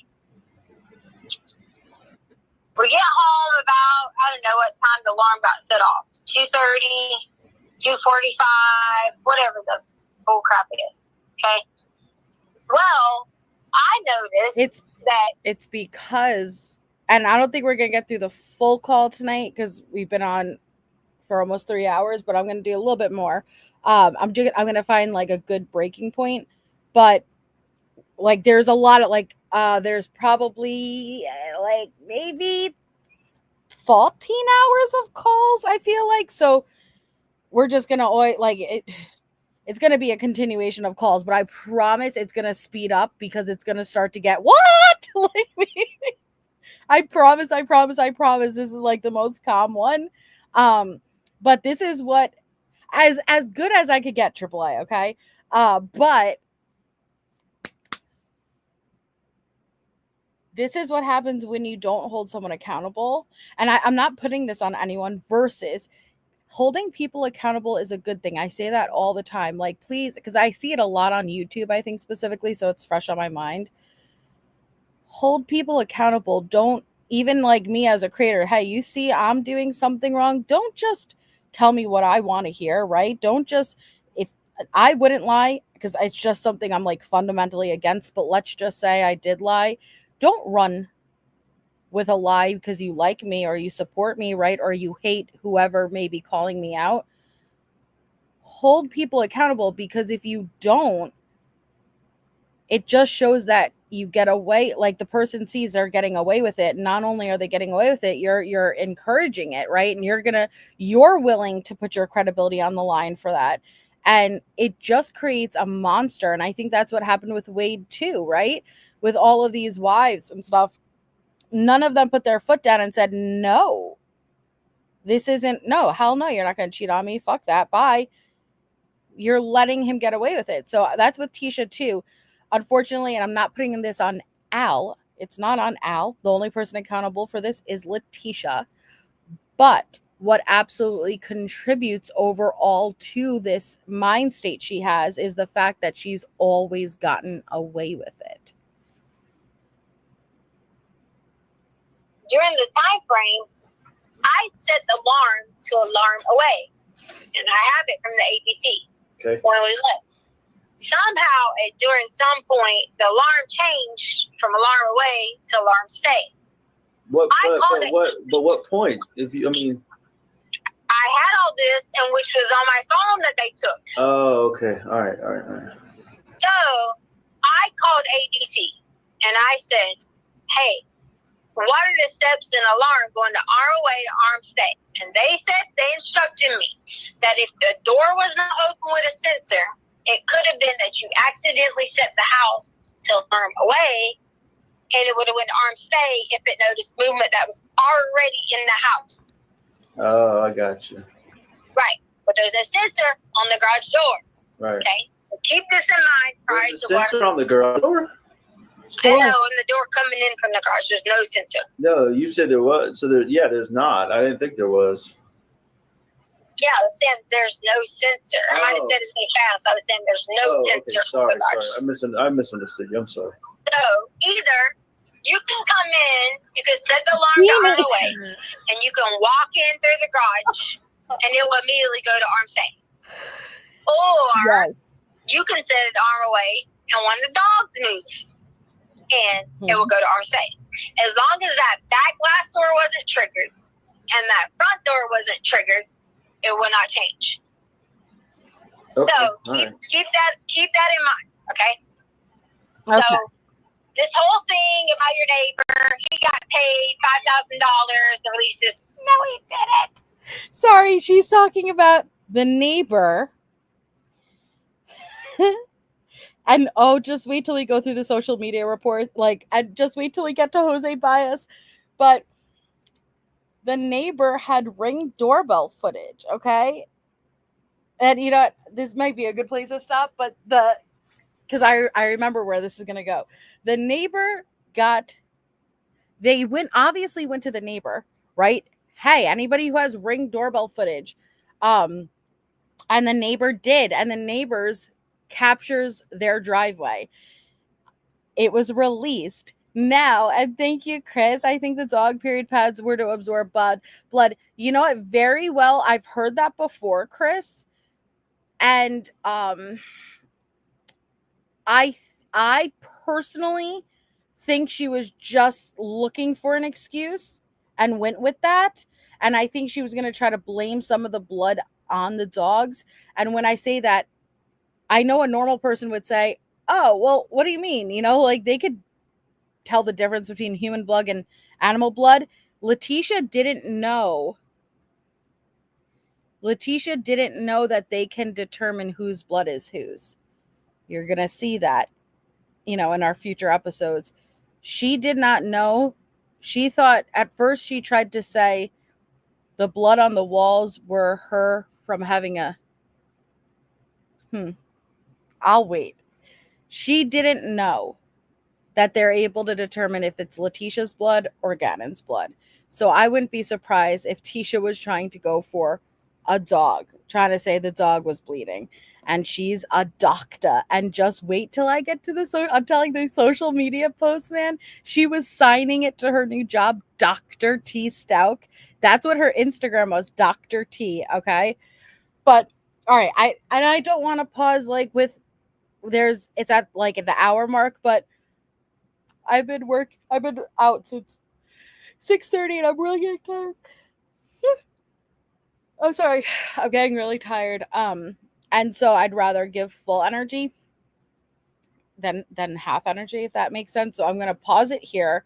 There is 55 minutes left to this call, and then we move on to the next call. So there's probably a week's worth of calls and multiple calls on the day, each day. But I'm telling you, buckle up.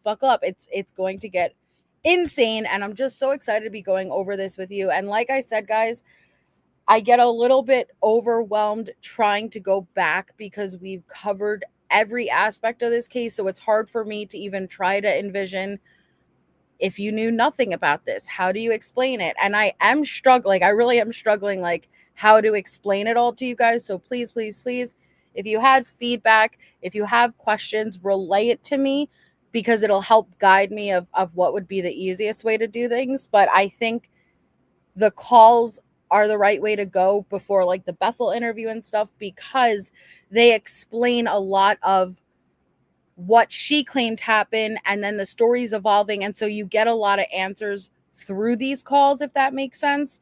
And then the social media posts, so you could see what she was doing at the time that these calls were happening, the Google searches, the text messages to Al, which are insane. And so thank you everyone for being here.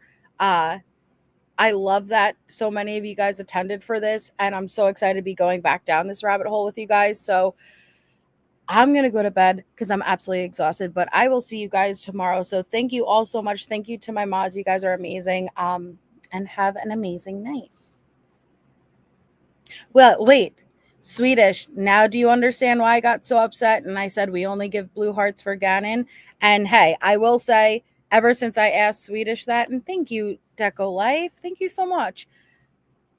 Thank you, because ever since I asked you that, I know you've never put the blue hearts again. And that is probably why I let you stick around, because you respected what I asked.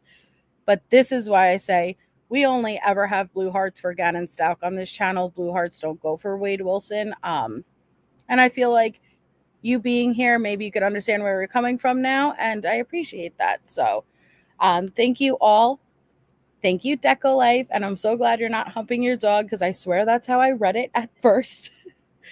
And I will see you guys all tomorrow.